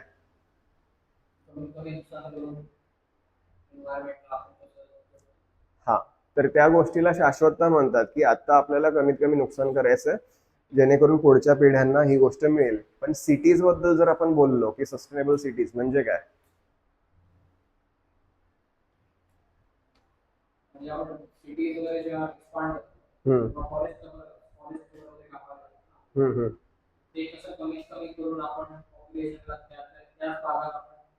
कसं सस्टेन करू. फॉरेस्टचा नंतर विचार करतात. पहिले कसा विचार करतात, सिटीज कशा प्रकारे बनाव्या. आता समजा ही बिल्डिंग आहे, या बिल्डिंगच्या पुढे हा रोड आहे. ही बिल्डिंग किती फ्लोअरची आहे? 3-4 फ्लोअरची असेल. ओके, तर ही 3-4 फ्लोअरची बिल्डिंग आहे, म्हणजे याच्याकडे असणारे ह्या बिल्डिंग मध्ये असणारे जे पण व्हेकल्स आहेत ते लिमिटेड आहेत. आता हा रोड एवढाच आहे, पुढे जो आहे तो.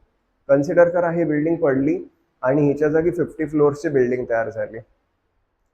50 फ्लोअरची बिल्डिंग तयार झाली तर व्हेकल्स कमी असतील या जागेमध्ये की जास्त होतील? खूप जास्त होतील. रोड मात्र तेवढाच राहिलाय. आता तो रोड पुरणार आहे का? ऑलरेडी इकडे भरपूर ट्रॅफिक असते. समजा इकडे 50 फ्लोअरची बिल्डिंग तयार झाली, रोडची कॅपॅसिटी, ड्रेनेज सिस्टीम समजा आहे, याच्या खालून, रस्त्याच्या खालून ड्रेनेजचं काहीतरी पाईपलाईन असेल, तो पाईपलाईन तेवढाच ठेवलाय आणि इकडे 50 करून टाकला, प्रत्येकाचं घर चोकअप होऊन जाईल. कारण ती पाईप वाहून नेते का सगळ्या ड्रेनेजला व्यवस्थित? नाही. तर सस्टेनेबल सिटी म्हणजे काय, ब्रॉड रोड्स असणं की जेव्हा तुम्हाला काही ट्रॅफिक तिकडे क्रिएट होणार नाही. ओके, प्रॉपर विजेचा पुरवठा असणं, कधीच लाईट तुमची जात नाही. ड्रेनेज सिस्टीम एवढी चांगली असणं की कचरा, ढीग वगैरे किंवा पाणी साचणं वगैरे ह्या सगळ्या गोष्टी कधी होणार नाही. मुंबईमध्ये सगळीकडे तुंबलेलं असतं पाणी पावसाळ्यात, तर ह्या सगळ्या गोष्टी कधी होणार नाही. शहर कितीही वाढलं, आता मी त्या दिवशी एक रिपोर्ट वाचली, भारतामध्ये अनेक शहरांमध्ये मागच्या काही वर्षात मेट्रो प्रोजेक्ट सुरू झालेले आहेत. तर मोदीजींना हे प्रमोट करायचं आहे, मेट्रो, मोठ्या प्रमाणात मेट्रो जास्तीत जास्त ठिकाणी. आता मुंबई पुण्यासारख्या शहरामध्ये मेट्रोची गरज आहे, ठीक आहे, पण यांनी 2 उदाहरणे दिली, भोपाळ आणि जयपूर, की ज्या ठिकाणी मेट्रोमध्ये कोणी जातच नाही, त्या रिकाम्या फिरत असतात. भोपाळचं त्यांनी उदाहरण दिलं की 7 लाखचा दररोजचा खर्च आहे भोपाळ मेट्रोचा आणि उत्पन्न आहे 35,000चं. रोजचं घाट्यामध्ये जात आहे.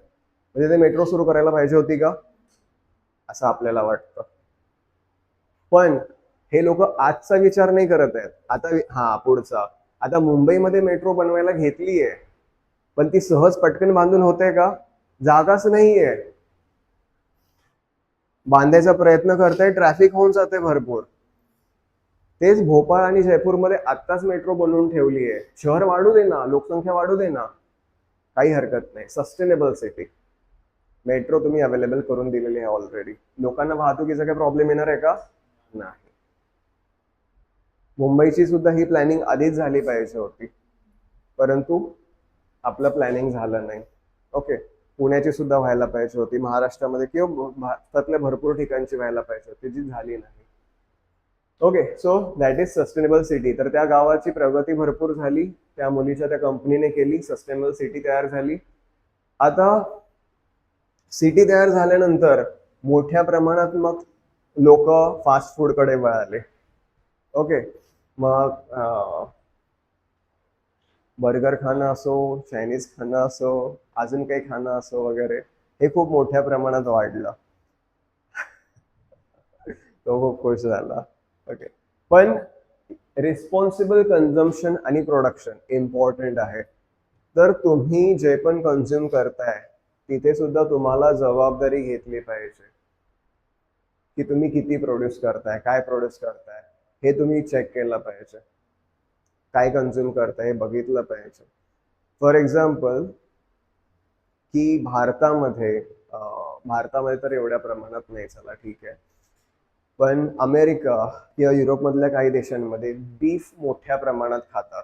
बीफ म्हणजे कॅटल्स, गाई म्हशी वगैरे, बैल वगैरे आहेत, त्याचं मांस हे त्यांचं प्रिय आहे, हे मोठ्या प्रमाणात खातात. आता ते खातात, ठीक आहे, त्यांची गोष्ट आहे, त्यांचं काही आपण बोलू शकत नाही, अधिकार आहे. परंतु हे सगळे प्राणी मोठ्या प्रमाणात गवत खातात, मोठ्या प्रमाणात त्यांच्याद्वारे नायट्रोजनचं उत्सर्जन जे आहे त्यांच्या विष्ठेतून म्हणा वगैरे, हे सगळं खूप मोठ्या प्रमाणात होतं. आणि यामुळे पर्यावरण पोल्यूट मोठ्या प्रमाणात होतं. कारण जेवढं तुम्हाला बीफ जास्त पाहिजे तेवढं तुम्हाला यांची रेअरिंग वाढवावी लागेल. यांचं जास्तीत जास्त गाई म्हशी बैल तयार व्हावेत हा प्रयत्न करावा लागेल. आणि हे जेवढ्या जास्त प्रमाणात तयार होतील तेवढं वातावरणाला पोल्यूट करतात. ठीक आहे. किंवा काही काही जणांचं असं असतं की मोठ्या प्रमाणात आपल्यासारख्या देशामध्ये, भारतामध्ये भात खूप खायचा. ओके, भाताचं उत्पादन भारतात भरपूर आहे, पण भाताची शेते कधी तुम्ही गेलात भाताच्या शेतामध्ये? वास येतो? नाही येत? मला तर आलेला बाबा. भरपूर येतो. मग ते तुझं ते पिकलंच नसेल, ते ते नुसतंच लावून ठेवलं असेल. तर भाताच्या शेतांमध्ये तुम्ही गेलात ना, तर मिथेन मोस्टली खूप मोठ्या प्रमाणात बाहेर निघतो. तर जेवढं तुम्ही भाताची शेती कराल तेवढं मिथेन गॅस हा ग्रीन हाऊस गॅस सुद्धा आहे, प्रदूषक आहे एक प्रकारचं, तर त्याची निर्मिती मोठ्या प्रमाणात होते. तर तुम्हाला हे लक्ष ठेवावं लागेल की तुम्ही काय कन्झ्युम करताय, कशाची डिमांड करताय, काय खाताय, कशाचं प्रोडक्शन करताय. जर तुम्ही बेकरी प्रोडक्ट्स मोठ्या प्रमाणात खात असाल तर मग तिथे वायू प्रदूषण पण मोठ्या प्रमाणात होतं ते बनवताना वगैरे. तर ह्या सगळ्या गोष्टीची त्या मुलीने जाणीव करून दिली नागरिकांना की शुद्ध सात्विक घरचं खा, बाहेरचं खात बसू नका. आता जेवढं तुम्ही चायनीज खाणार, चायनीज मध्ये ऑइल मोठ्या प्रमाणात लागतं, त्याशिवाय ते चायनीज बनू शकत नाही. आणि ऑइलचं प्रोडक्शन आपल्याकडे जास्त होतं का? ते पेट्रोल डिझेलवाला नाही बोलत मी, खाण्याचं सुद्धा बोलतोय. ओके, तर खाद्यतेल जे आहे ते सुद्धा भारतामध्ये मोठ्या प्रमाणात बनत नाही. मग आपण पाम ऑइल कडे वळतो, जे शरीरासाठी हानिकारक आहे. ओके, सो ती गोष्ट सुद्धा महत्वाची आहे. मग ही गोष्ट लोकांना पटली, त्यांनी कन्झम्पशन जे आहे ते व्यवस्थित सुरू केलं, तिने जसं सांगितलं. आता हे जसं पटलं तसं ती आता लीडर बनू लागली, लीडर झाली. फक्त ती आता कंपनीची त्या हेड राहिली का? नाही, सामाजिक कार्यामध्ये आता तिचा मोठ्या प्रमाणात सहभाग वाढू लागला, कारण लोक तिचं ऐकू लागले. मग तिने अजून एक टॉपिक घेतला निसर्गावर, climate action, life below water, life on land, ह्या 3 गोष्टींवर तिने फोकस केला की आपल्याला निसर्गामध्ये जे बदल होत आहेत, हानिकारक बदल होत आहेत, ते रोखायचे आहेत. कारण काय, त्यांचं शहर तयार झालंय. शहर तयार झालंय तर झाडे कमी झाली असतील की वाढली असतील? कमी झाली आहेत. मग तिने बोललं की नाही, क्लायमेट ऍक्शन आपल्याला घ्यायचं, झाडांची संख्या मोठ्या प्रमाणात वाढवायची. दुसरं ती बोलली की आपल्या गावचं जे तलाव आहे जिथून आपण पाणी भरतो दुरून येऊन, तर ते खूप स्वच्छ ठेवायचं, ते खूप सुशोभित करायचं, आणि मासे वगैरे जे आहेत ते व्यवस्थित राहिले पाहिजे, हा प्रयत्न करायचा. सोबतच लाईफ ऑन लँड, जी पण झाडं सोडून इतरही प्राणी असतील तर त्यांना जास्तीत जास्त जगवण्याचा प्रयत्न करायचा. आणि शेवटी मग तिचं सामाजिक कार्य एका संघटनेमध्ये रूपांतरित होतं, जी संघटना शांतता, न्याय लोकांना मिळवून देण्यासाठी काम करते. ओके. आणि अशा प्रकारे सगळे मिळून हे सगळे जे गोल्स आहेत हे अचीव्ह करतात. तिचं गाव जे आता शहर झालंय ते सगळे मिळून या सगळ्या गोल्सना अचीव्ह करून टाकतं. ओके. तर त्या मुलीचा एकटीचा प्रवास सुरू झालाय, नंतर लोक मिळत गेलेत आणि वेगवेगळे गोल्स सेट होत गेलेत. तर तुम्हाला काय, कशा प्रकारे येईल, एकतर त्यांना SDG नंबर 15 काय आहे, 16 काय आहे, किंवा 4-5 काय आहे, असं सिंगल लाईनर विचारू शकतात, किंवा मॅच द फॉलोइंग पेअर्स. तुम्हाला हे 4 नंबर्स देतील आणि पुढे 4 त्याचे जे पण काही जोड्या आहेत त्या देतील आणि बोलतील की कोणत्या नंबरचा SDG कशाशी जुळतो हे जोड्याला हवा. हे झालंय पाठ तुमचं. 2 मिनिटं बघून घ्या. तुझं झालंय, बाकीच्यांना पण बघू दे. बघून घ्या, मी तुम्हाला विचारेन आता.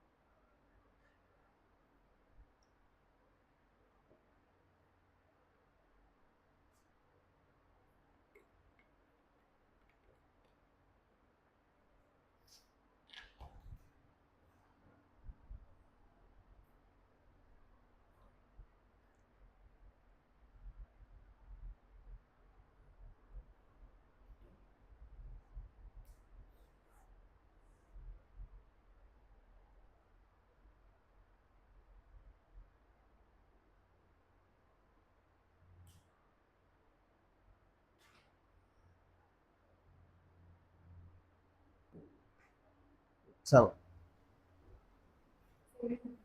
हा, सगळेच ना. 17. हम्म. हम्म. हम्म.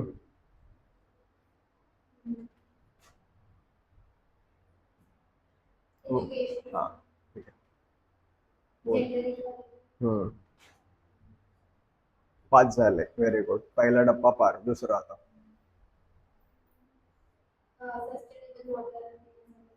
Clean water. ठीक आहे. हा, म्हणजे तिथे हायड्रो नव्हता, clean energy.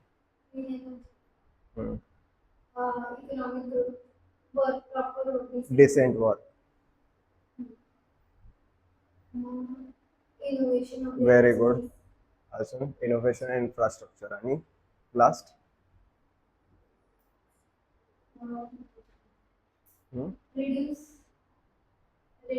Inequality.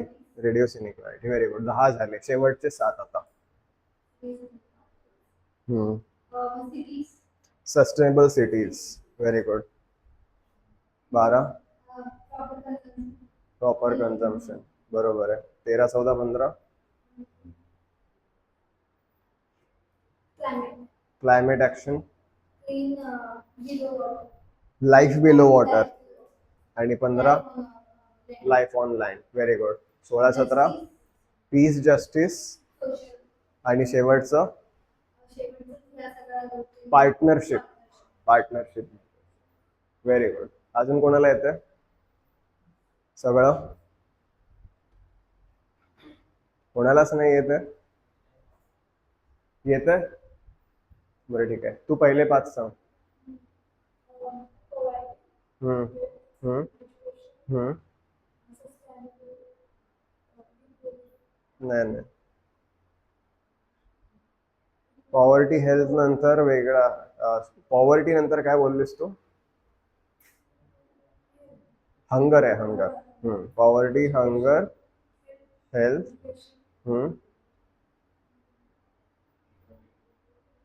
Gender equality. हे 5. ठीक आहे. पुढचे 5 सांग.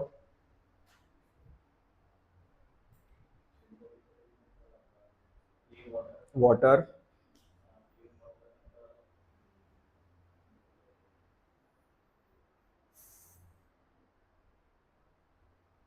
ती पाणी आणताना तिला काहीतरी दिसलं, कसला तरी प्रोजेक्ट दिसला.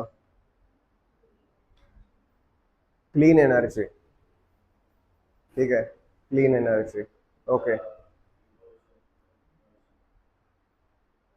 नाही नाही, आधी डिसेंट वर्क. आधी तिला प्रोजेक्ट दिसला तर तिने काम करायला सुरुवात केली, डिसेंट वर्क, आणि मग तिने इनोव्हेटिव्ह आयडियाज मांडला, इनोव्हेशन, आणि शेवटी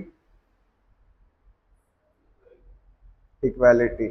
इनइक्वॅलिटी म्हणजे संपवायची. ओके. 10 झाले. शेवटचे 7 सांग आता. Cities, very good.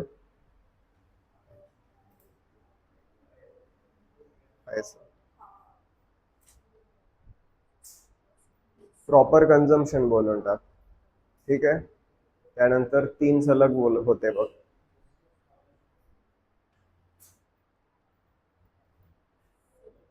पर्यावरणाशी संबंधित होते 3. पहिलं क्लायमेट ऍक्शन,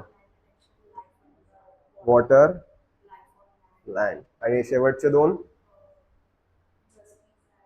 हा, आणि शेवटचं व्हेरी गुड.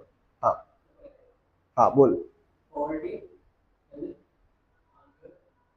आधी हंगर आहे.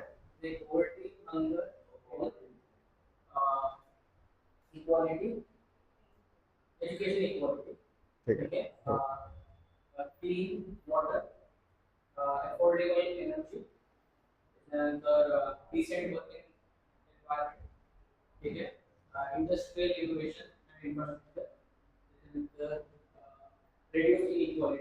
दहा झाले.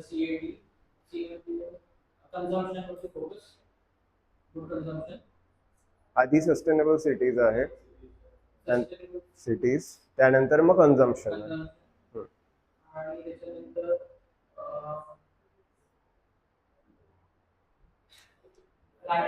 Climate action.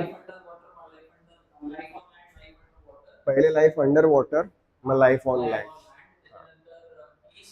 जस्टिस, आणि शेवटचं व्हेरी गुड. तू बोलतेस. हा, बोल.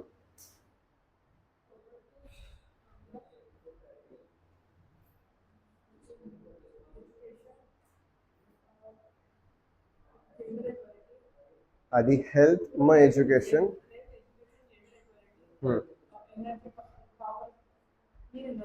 क्लीन वॉटर,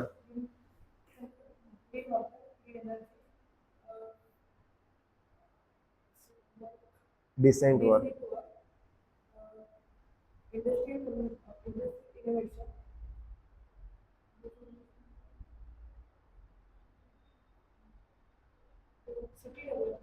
आधी रिड्यूस इनइक्वॅलिटीज, मग सस्टेनेबल सिटीज.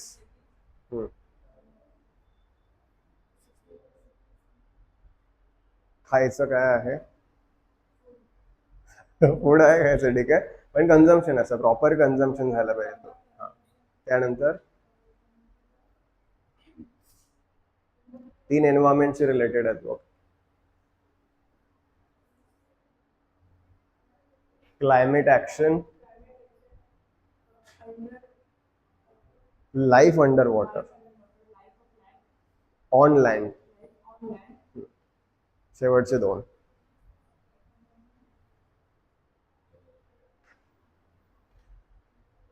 पीस, जस्टिस, आणि शेवटचं पार्टनरशिप. ओके. तू राहिली, तू किती सांगशील सांग.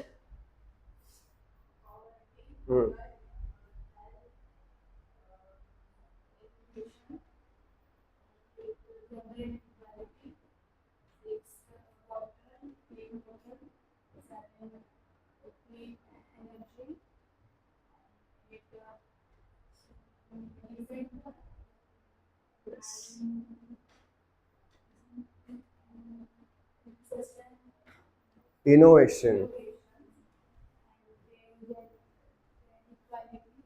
Inequality, reduce inequalities,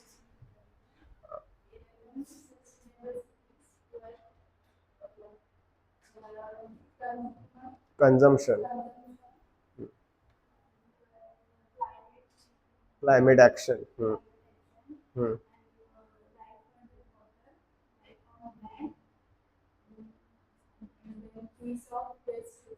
peace and justice. हा, शेवट. Very good, very good. ठीक आहे, तर बऱ्यापैकी लक्षात आहे सर्वांना, आणि हे असंच राहू दे, कारण एसडीजीज वर प्रश्न विचारले जातातच, कंपल्सरी विचारतात, येतात बहुतेक परीक्षांमध्ये.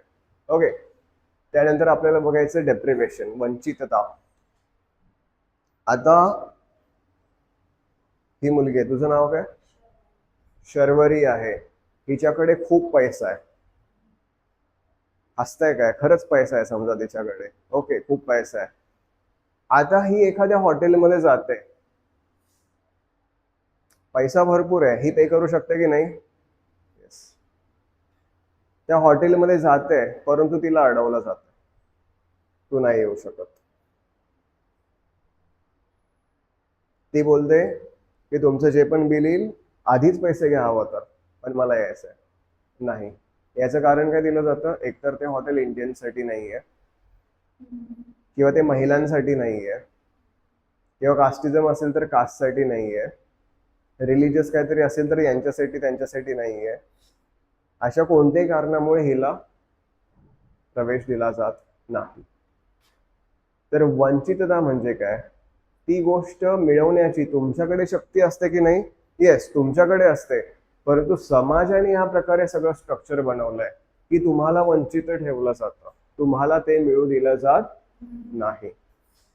तर हॉटेलचं एक्झाम्पल ठीक आहे, हे साधं आहे, पण महत्वाचे एक्झाम्पल्स घ्यायचे झाले तर शिक्षण सर्वात महत्वाचं एक्झाम्पल, की अनेकांना शिक्षण घ्यायची ओढ असते, अनेक पालकांना आपल्या मुलांना शिकवायचं. आता तर मला नाही वाटत की कोणी पालक असे राहिलेले आहेत की बोलतील की काय करणार आहे माझं मुलं शिकवून. पहिले असायचे असे पालक. ओके, मी आमच्या गावी मी लहानपणी असताना ऐकायचो, शिकून कोणाचं भलं झालंय, असं डायलॉग असायचं लोकांचा. मग मी तिथे समजायचो म्हणजे हा शिकलेला नाहीये. ओके, तर आता असं नाही, आता सर्व पालकांना आपल्या मुलांना शिकवायचंच असतं, आणि मग त्यासाठी ते मेहनत करून फीज वगैरे सगळं भरायला तयार असतात. आणि तरी सुद्धा जर त्यांच्या मुलांना शाळेमध्ये प्रवेश मिळत नसेल, तर याचं कारण असतं भेदभाव कोणत्या तरी प्रकारचं, की ज्याच्यामुळे तो प्रवेश दिला जात नाही. तर याला आपण बोलतो वंचितता. याच्यावरती कधीच प्रश्न अजून विचारलेला नाही, एमपीएससीने युपीएससीने कोणीच प्रश्न विचारलेला नाही, पण तुम्हाला माहित असावं. ठीक आहे, सगळं जरी व्यवस्थित असलं तरी सामाजिक, हा, आणि हे एक लक्षात ठेवा, 2011ला socio economic and caste census आपण घेतलेलं आहे, ज्याच्यात 2014च्या आसपास थोडासा डेटा रिलीज केलेला मोदीजी येण्याच्या आधी. मोदीजी आले, मोदीजी बोलतो त्यांचे जे पण रिझन्स असतील. पण मग काँग्रेसने यावेळी खूप मागणी केली की जातीय जनगणना व्हायला पाहिजे, आणि आता त्या प्रकारे ऑक्टोबरमध्ये वगैरे सुरू होईल. आतापासूनच काही प्रिपरेशन सुरू झालेले आहेत. माझे दाजी आहेत ते शिक्षक आहेत, तर त्यांना कामाला लावलंय. ओके, तर मे महिना त्यांचा पूर्ण जनगणनेमध्ये जाणार आहे. तर पुढच्या वर्षी आपल्याला अभ्यास वाढणार आहे. 2027ला नवीन पण चांगलं आहे असं व्हायला पाहिजे सेन्सस, कारण सध्या आपण 2011च्या डेटावर अवलंबून आहोत. आज लोकसंख्या पूर्ण बदललेली आहे 2011च्या तुलनेत, आणि आपल्याला काही माहित आहे का? नाही. आपण धोरण बनवतोय कोणत्या जीवावर? 11च्या. त्याला काहीच अर्थ नाहीये. ठीक आहे, तर सोशो इकॉनॉमिक कास्ट सेन्सस खूप इम्पॉर्टंट होता, स्वातंत्र्यानंतर पहिल्यांदाच घेण्यात आलेला, मात्र डेटाच रिलीज नाही करण्यात आला. वाईट झालं हे. अरे, याला काय झालं? बरं, जाऊ दे.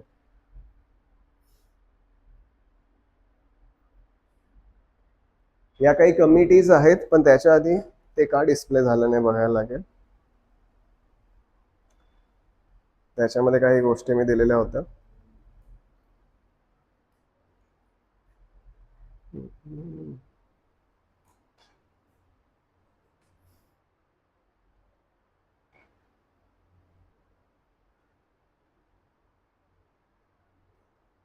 PDF मध्ये काहीतरी गडबड झाली. वर्ड फाईल मध्ये आहे व्यवस्थित.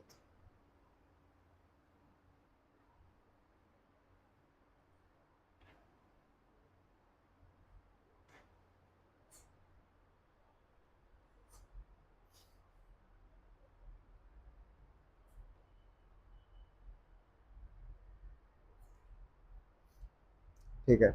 तर याच्यामध्ये आपल्याला 3 गोष्टी बघायच्या. युनिफॉर्म रिकॉल पिरियड,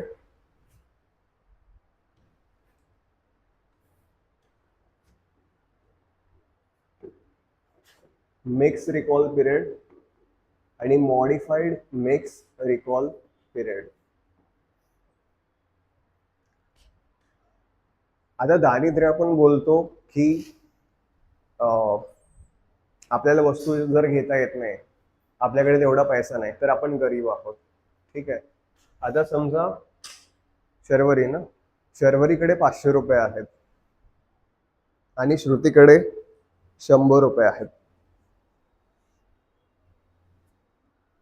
आपण काय बोलू, श्रुती गरीब आहे कारण श्रुतीकडे पैसा कमी आहे, श्रुतीला काही गोष्टी मिळणार नाही. पण आपण कन्सिडर असं करूया, श्रुती गावामध्ये राहते आणि गावामध्ये तिच्या गावी भाजी खूप स्वस्त आहे, काही घ्या 10 रुपयाला. ओके. आणि शर्वरी हिरानंदानी मध्ये राहते. ओके. शहरामध्ये पण नाही, शहरामध्ये सुद्धा हिरानंदानी. तिथे भाजी घ्यायची असेल तर 500 रुपये काढायचेच आहेत. आता शर्वरी 500 रुपये मध्ये एकच भाजी घेते आणि श्रुती 100 रुपये मध्ये 10 भाज्या घेते. याचा अर्थ कोण गरीब झालं? शर्वरी गरीब आहे. ओके. जास्त पैसा असून पण हिचा काय उपयोग आहे का? नाही.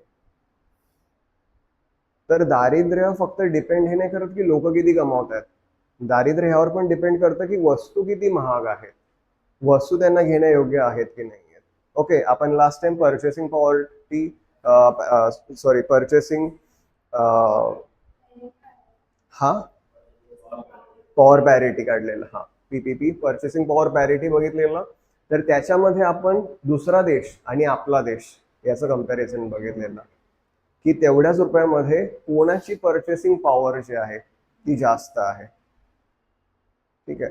तर इथे पण ती गोष्ट लागू होते की जर गोष्टी महाग असतील तर मग तुम्हाला दारिद्र्य जास्त आढळेल, जर गोष्टी स्वस्त असतील तर तुम्हाला दारिद्र्य कमी आढळेल. ओके. लोकांची कारण तेवढी शक्ती विकत घेण्याची असते. मग ते चेक कसं करायचं की दारिद्र्य किती आहे? तर युनिफॉर्म रिकॉल पिरियड मध्ये एका वर्षभरासाठी एखाद्या गोष्टीची वस्तू किती राहिली, काही ठराविक गोष्टी घेतात आणि त्या गोष्टींची वस्तू किती किती रुपये राहिली ऑन ॲव्हरेज हे चेक केलं जातं. मिक्स रिकॉल पिरियड मध्ये काय करतात की काही महिने, प्रत्येक महिना सेग्रिगेट करतात. कारण काय आहे, वर्षभर एखाद्या गोष्टीची समजा मोबाईल वगैरे असेल आता, तर मोबाईलची किंमत समजा सेम राहू शकते, पण कांदा बटाटे ही जी गोष्ट आहे, स्पेशली भाज्या वगैरे ही जी गोष्ट आहे, यांची एकदम स्टेबल राहील का? नाही. तुम्हाला काहीतरी ॲव्हरेज व्हॅल्यू घ्यायचे, पण काही काही वेळा ती खूप महाग असतील, काही काही वेळा ती एकदम स्वस्त असतील. मग त्यांनी काय केलं, मिक्स रिकॉल पिरियड मध्ये प्रत्येक मंथला सेग्रिगेट केलं 12 महिन्यांना आणि सोबत इयर जे आहे, आता इकडे युनिफॉर्म मध्ये इयरचं बघत होते ते पण ठेवलं, पण मंथ्स वाईज पण सेग्रिगेशन केलं. आणि मॉडिफाईड मिक्स रिकॉल पिरियड मध्ये अजून चांगलं केलं, वीकली, मंथली आणि इयरली. फक्त हा फरक आहे, पण सर्वात जबरदस्त हेच मानलं जातं कारण तुम्हाला प्रत्येक वीक, प्रत्येक मंथ आणि ऑन ॲव्हरेज इयर असा रेट मिळतो. त्यामुळे कसं होतं, तुम्हाला हे सुद्धा कळतं की कोणत्या महिन्यात लोक जास्त गरीब होतात. कोणत्या महिन्यात होत असतील? ज्या महिन्यात प्राइसेस, वस्तू महाग असतात. ज्या महिन्यात, आता भाज्या आहेत, भाज्या हिवाळ्यामध्ये स्वस्त असतात की उन्हाळ्यामध्ये? हिवाळ्यामध्ये भाज्या स्वस्त असतात. ओके. तुम्ही कधी परचेस नाही करत का? नाही करत. ओके. पावसाळ्यामध्ये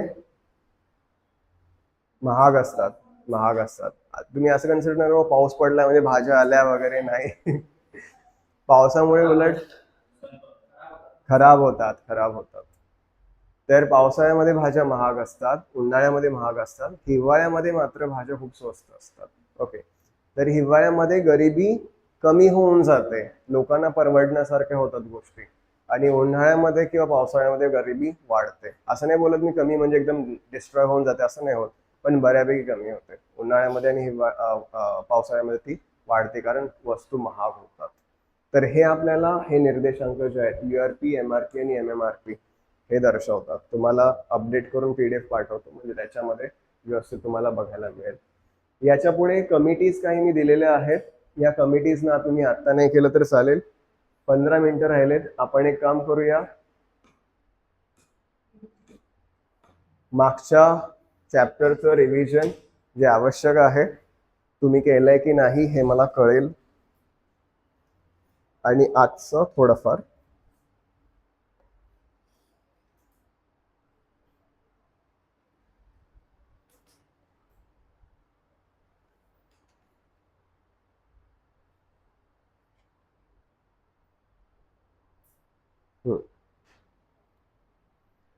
आधारभूत वर्ष काय असतं?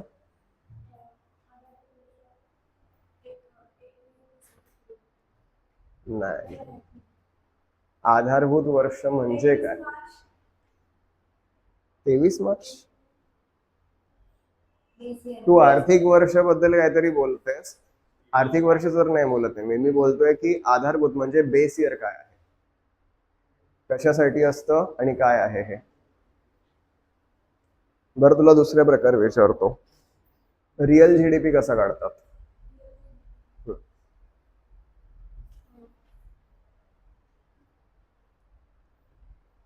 आता बघू नको, शर्वरी बंद कर.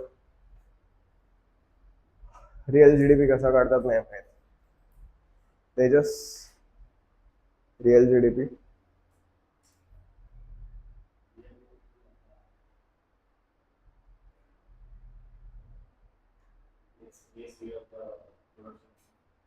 बेस इयरचं प्रोडक्शन बघतात. तुला येतं? कोणाला येतं? तुला येतं? हा.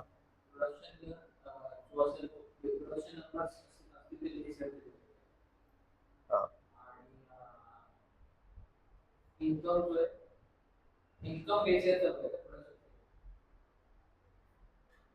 इन्कम, इन्कम याच्यामध्ये नाही आहे काही. इन्कम नाही आहे याच्यामध्ये. प्राइजेस, प्राइजेस बोलू शकतो आपण. समजा आपल्याला 2025चा काढायचा आहे रिअल GDP, तर 2025चं प्रोडक्शन बघायचं आपण की किती वस्तू उत्पादित केल्या, परंतु त्याच्या प्राइजेस मात्र बेस इयरच्या बघायच्या. मग बेस इयर समजा 2023 आहे सध्या, तर 2023च्या प्राइजेस बघायच्या. तर बेस इयर आधारभूत वर्ष म्हणजे एखाद्या गोष्टीसाठी जे वर्ष अतिशय सिंपल, स्टेबल वगैरे इकॉनॉमिकली गेलंय, आणि त्या दृष्टिकोनातून त्या वर्षाला जर आपण सिलेक्ट केलंय ती गोष्ट काढण्यासाठी, समजा रिअल GDP साठी 2023 हे सिलेक्ट केलंय, त्याला आपण बोलतो बेस इयर, आधारभूत वर्ष. नॉमिनल GDP कसा काढता सांग?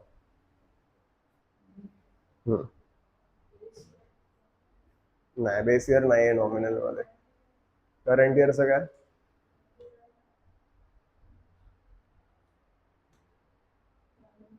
शर्वरी, तेजस, हा सांग. हा,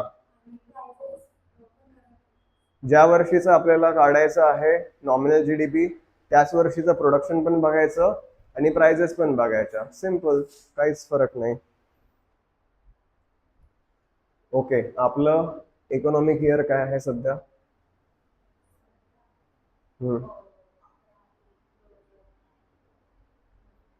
काय 11? इकॉनॉमिक इयर, आर्थिक वर्ष.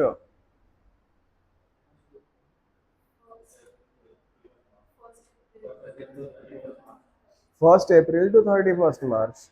सिंपल आहे. पर कॅपिटा इन्कम कसं काढतात? हा,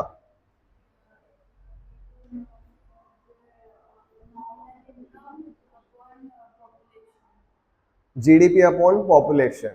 मग त्याच्यामध्ये समजा तुम्हाला पर कॅपिटा इन्कम नॉमिनल काढायचं असेल तर नॉमिनल जीडीपी घेणार, रिअल काढायचं असेल तर रिअल जीडीपी घेणार, तुमच्यावरती आहे. ठीक आहे.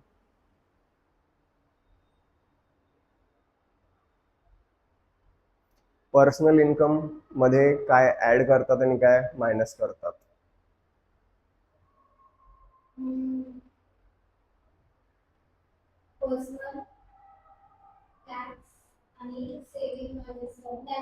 तू डिस्पोजेबल इन्कमचं बोलतेस, पर्सनल इन्कमचं सांग.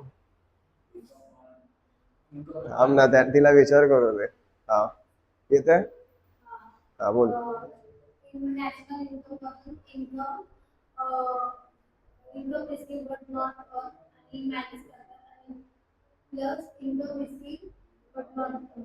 पहिले पण तेच बोललेली तू.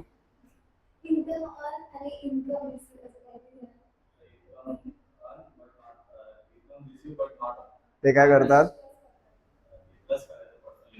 हा हा, तर मग ते ऍड करायचे कारण मिळाले आपल्याला, आणि मायनस काय करायचं? किती काम केलं, पैसा नाही मिळालेला, सॅलरी नाही आलेली, गेलं एवढ्यात. मग ठीक आहे, डिस्पोजेबल तू सांगितलंस मग असे. पर्चेसिंग पॉवर पॅरिटी बघितलं आपण.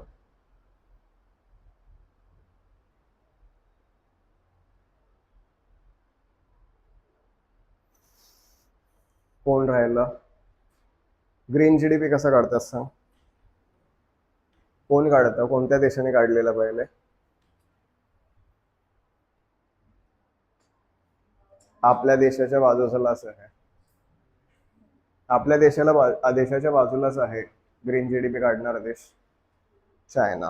ठीक आहे, आणि त्यांनीच काढलाय फक्त, बाकी कोणीच नाही काढलेला. ठीक आहे, कसा काढतात? बोल. काय? झाडं मोजली जातात? एन्व्हायरमेंट, हा हा हा. मग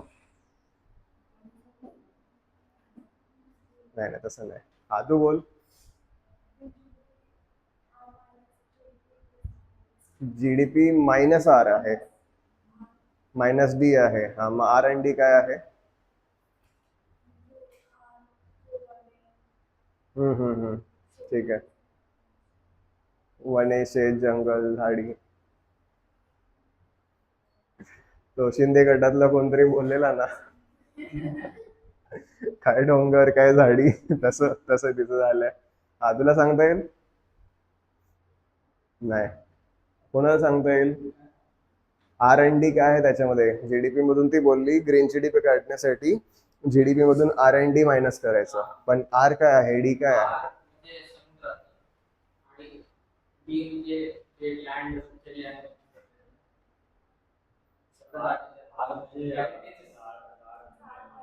झाड.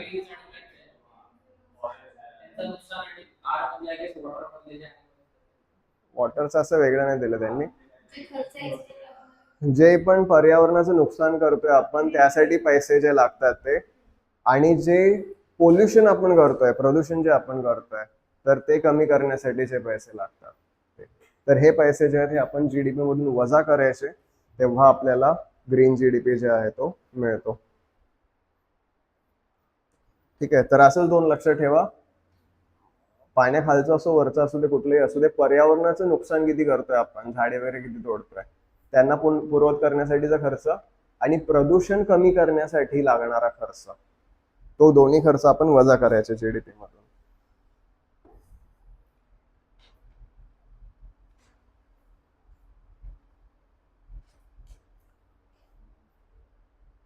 2025-26च्या बजेटमध्ये सोलार एनर्जी संबंधित कोणती योजना होती?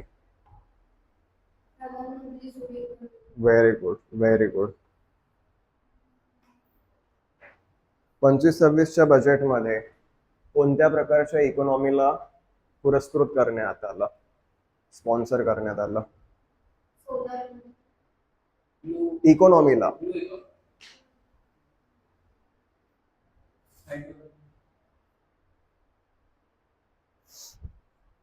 Circular economy. सर्क्युलर इकॉनॉमी म्हणजे काय? ही बॉटल आहे, ही बॉटल मी फेकली म्हणजे हे वाया गेलं का? फेकली म्हणजे वाया गेला. परंतु मी हे फेकणार नाही. ही जरी खराब झाली, ही समजा गळायला लागली बॉटल, आता ही माझ्या काही कामाची आहे का? नाही. पण हे प्लास्टिक मी वाया नाही जाऊ देणार, याच्यापासून मी दुसरं काहीतरी बनवणार. कोणतीच गोष्ट सर्क्युलर इकॉनॉमीमध्ये कचरा होते का? नाही. प्रत्येक गोष्टीचा पुनर्वापर, प्रत्येक खराब झालेल्या गोष्टीपासून काहीतरी नवीन, याला आपण बोलतो सर्क्युलर इकॉनॉमी. तर हे 25-26च्या बजेटमध्ये मांडण्यात आलं. नॅशनल ग्रीन हायड्रोजन मिशन आपण लास्ट टाइम स्टडी केलं, आणि मागच्याच आठवड्यामध्ये रविवारी वगैरे मी न्यूज वाचली, हायड्रोजन इंजिन, रेल्वे इंजिन्स आपले बनत आहेत, आणि एक नवीन आता येते सुद्धा, लॉन्च सुद्धा होत आहे. तर इलेक्ट्रिसिटीची आता काही गरज राहणार नाही. हायड्रोजनवर आपली रेल्वे, जर ते सक्सेसफुल झालं व्यवस्थित, तर मस्तच होऊन जाईल. आपल्याला ते तारा वगैरे सगळीकडे पोहोचवायची काही गरज नाही. वीज खूप वाचेल, खूप मोठ्या प्रमाणात वीज वाचेल. ग्रॉस नॅशनल हॅपीनेस बद्दल कोण सांगणार?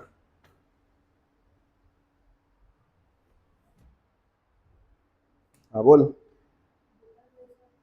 बरोबर आहे, भूटान देशाने हा काढलेला आहे ग्रॉस नॅशनल हॅपीनेस. भूटान मधला कोण व्यक्ती, तो आठवतोय का तुला? हा बरोबर आहे, वांगचुक. जिम्मे सिंगे वांगचुक नावाचा तो व्यक्ती होता. व्यक्ती म्हणजे राजाच होता त्यांचा. त्याने हा इंडेक्स काढलेला आहे, आणि या इंडेक्स मध्ये काय काय मोजायचं ठरलंय? ते तर ठीक आहे, परंतु त्याच्यात पॉइंट्स काय? हा, नॉन करप्शन म्हणजे चांगले प्रशासन, पहिली गोष्ट चांगले प्रशासन. सांस्कृतिक जपणूक दुसरं. तिसरं?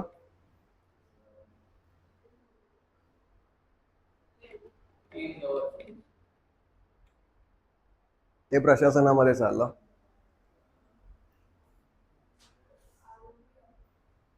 आरोग्य, ओके बरोबर आहे. एज्युकेशन, आरोग्य, चांगलं प्रशासन असल्यावर मिळणारच आहे आपल्याला. अजून काय? नेचर, पर्यावरण. ठीक आहे, पर्यावरण. अजून काय राहिलं?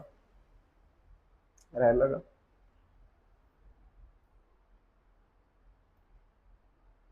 राहिलं एक राहिलं. एक राहिलंय. होप्स. हा, सस्टेनेबल सामाजिक आणि आर्थिक विकास, शाश्वत सामाजिक आणि आर्थिक विकास. ठीक आहे. तर पहिलं, चांगले पर्यावरण, त्यांना बघून आपण खुश होतो. चांगलं शासन असेल, करप्शनलेस गव्हर्नमेंट वगैरे असेल, तर आपण खुश होतो. तिसरं, संस्कृती जपायला मिळाली, पुरणपोळी खायला मिळाली, तर आपण खुश होऊन जातो. आणि चौथं, सामाजिक आणि आर्थिक विकास. पैसा पण वाढला पाहिजे, आणि सामाजिक विकास म्हणजे काय? एकमेकांना आपण पुढे नेलं पाहिजे. आपण एकट्या पुढे जाऊन काय चालणार आहे का? नाही. देशाला पुढे न्यायचं झालं, सामाजिक विकास झाला पाहिजे. सामाजिक विकास म्हणजे काय?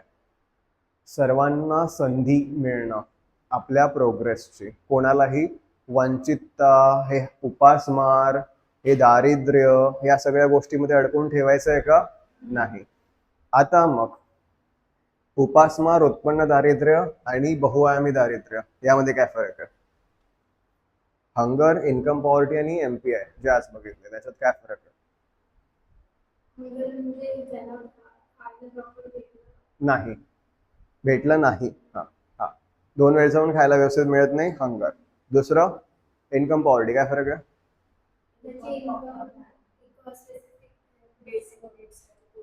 येस, खायला तर मिळत आहे, पण बाकी बेसिक नीड्स नाही पूर्ण होत. आणि एमपीआय मध्ये काय होतंय? सगळं मिळत आहे. काय? ते वंचितता, ते वेगळं आहे, ते ठीक आहे. एमपीआय मध्ये सगळं मिळत आहे, परंतु जे खरंच आवश्यक आहे ते, हा, तेवढं नाही मिळत आहे. म्हणजे समजा मुलगा आहे, मुलगी आहे, दोघांना एमबीबीएस करायचं आहे, एमबीबीएस ला खर्च मोठ्या प्रमाणात आहे. मग काय करतात? मुलाला करू देतात, मुलीला बोलतात तू काहीतरी दुसरं कर. तर ही गरिबी एक प्रकारची. ओके. तर एमपी. आणि ती जे बोलते वंचितता, म्हणजे एखाद्या भेदभावामुळे तुमच्याकडे पैसा आहे भरपूर खर्च करायला, पण तुम्हाला ती गोष्ट मिळू दिली जात नाही, तुम्हाला वंचित ठेवलं जातं भेदभावामुळे. ठीक आहे. मग आता याच्यामध्ये आपण दोन महत्वाचे इंडेक्सेस बघितले, ग्लोबल हंगर इंडेक्स आणि multi dimensional poverty index. Okay. तर आठवत आहे ग्लोबल हंगर इंडेक्स मध्ये आपलं काय होतं, आयाम काय होते? पहिली गोष्ट तर आयाम 3 होते. काय होते? हंगर म्हणजे उपासमार. उपासमार बघण्यासाठी त्यांनी कोणावर फोकस केलं? लहान मुलांवर. लहान मुलांशी संबंधित दोन आयाम कोणते होते महत्वाचे?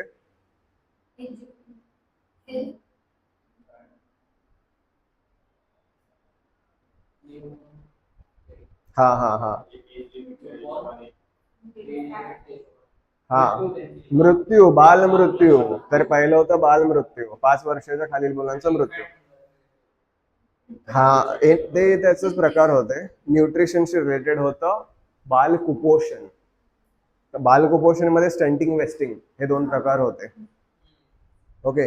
वेस्टिंग म्हणजे हाईट नुसार वजन नाहीये, स्टंटिंग म्हणजे वयानुसार हाईट नाहीये. ओके, हे पण लक्षात ठेवा. आणि तिसरं होतं अपुरा अन्न पुरवठा, हे आपल्याला जेवायलाच व्यवस्थित मिळत नाही. हे 3 आयाम होते, बालमृत्यू, बालकुपोषण, अपुरा अन्न पुरवठा. ओके. याच्यामध्ये भारताचं चांगलं स्थान होतं का? नाही. 2023 ला आपण 107व्या नंबरवर होतो. आता सुद्धा आपण 100च्या पुढे पलीकडेच असणार आहोत. ठीक आहे. नंतर होतं MPI, multi dimensional poverty index. किती टक्केपेक्षा जास्त असेल तर त्याला एमपीआय कन्सिडर केलं जातं? 33%. और लेटेस्ट काय आहे ते आपण एक लेक्चर घेणारच आहोत, ज्याच्यामध्ये आपलं इंडियाचं पण आपल्याला कळून जाईल की नेमकं किती आहे ते. 27 होतं, आता लेटेस्ट बघावं लागेल किती आहे ते. ओके. तर 33%च्या वर असेल तर एमपीआय आहे, हे कन्सिडर करून चालायचं तुम्हाला. मग याच्यामध्ये कोणते 3 महत्वाचे आयाम होते?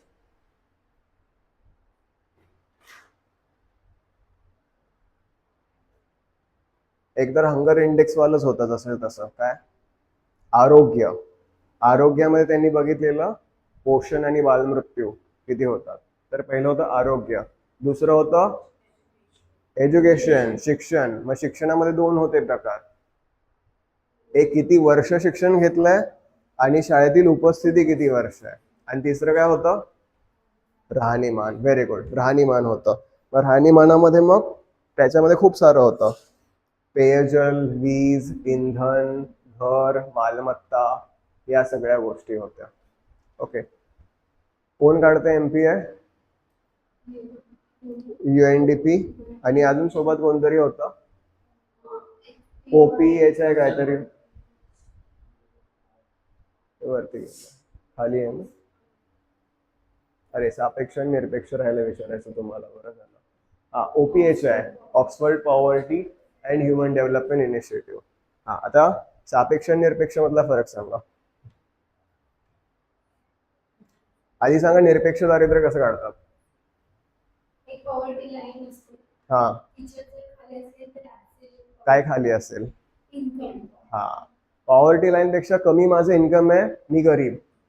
इन्कम जास्त आहे, मी गरीब नाही. हे ऍब्सोल्यूट पॉवर्टी. आणि रिलेटिव्ह पॉवर्टी कसं काढतात? ऍव्हरेज काढतात. ऍव्हरेज पेक्षा जर कमी तुमचं इन्कम असेल, गरीब. ऍव्हरेज पेक्षा जास्त असेल तर तुम्ही गरीब नाही. गरीब देशांमध्ये कोणती वाली मोजतात? ऍब्सोल्यूट.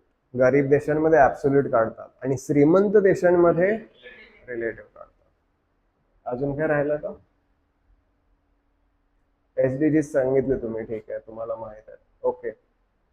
नेक्स्ट टाइम ह्या कमिटीज वाचून या, थोडस त्याच्यामध्ये डेटा आहे, पाठ करा आणि सोबत मी थोडस मग विचारेन त्याच्यामध्ये काय आहे ते. ठीक आहे, थांबूया आपण. पाठवतो हे तिन्ही सुद्धा मी इंग्लिशमध्ये पाठवतो.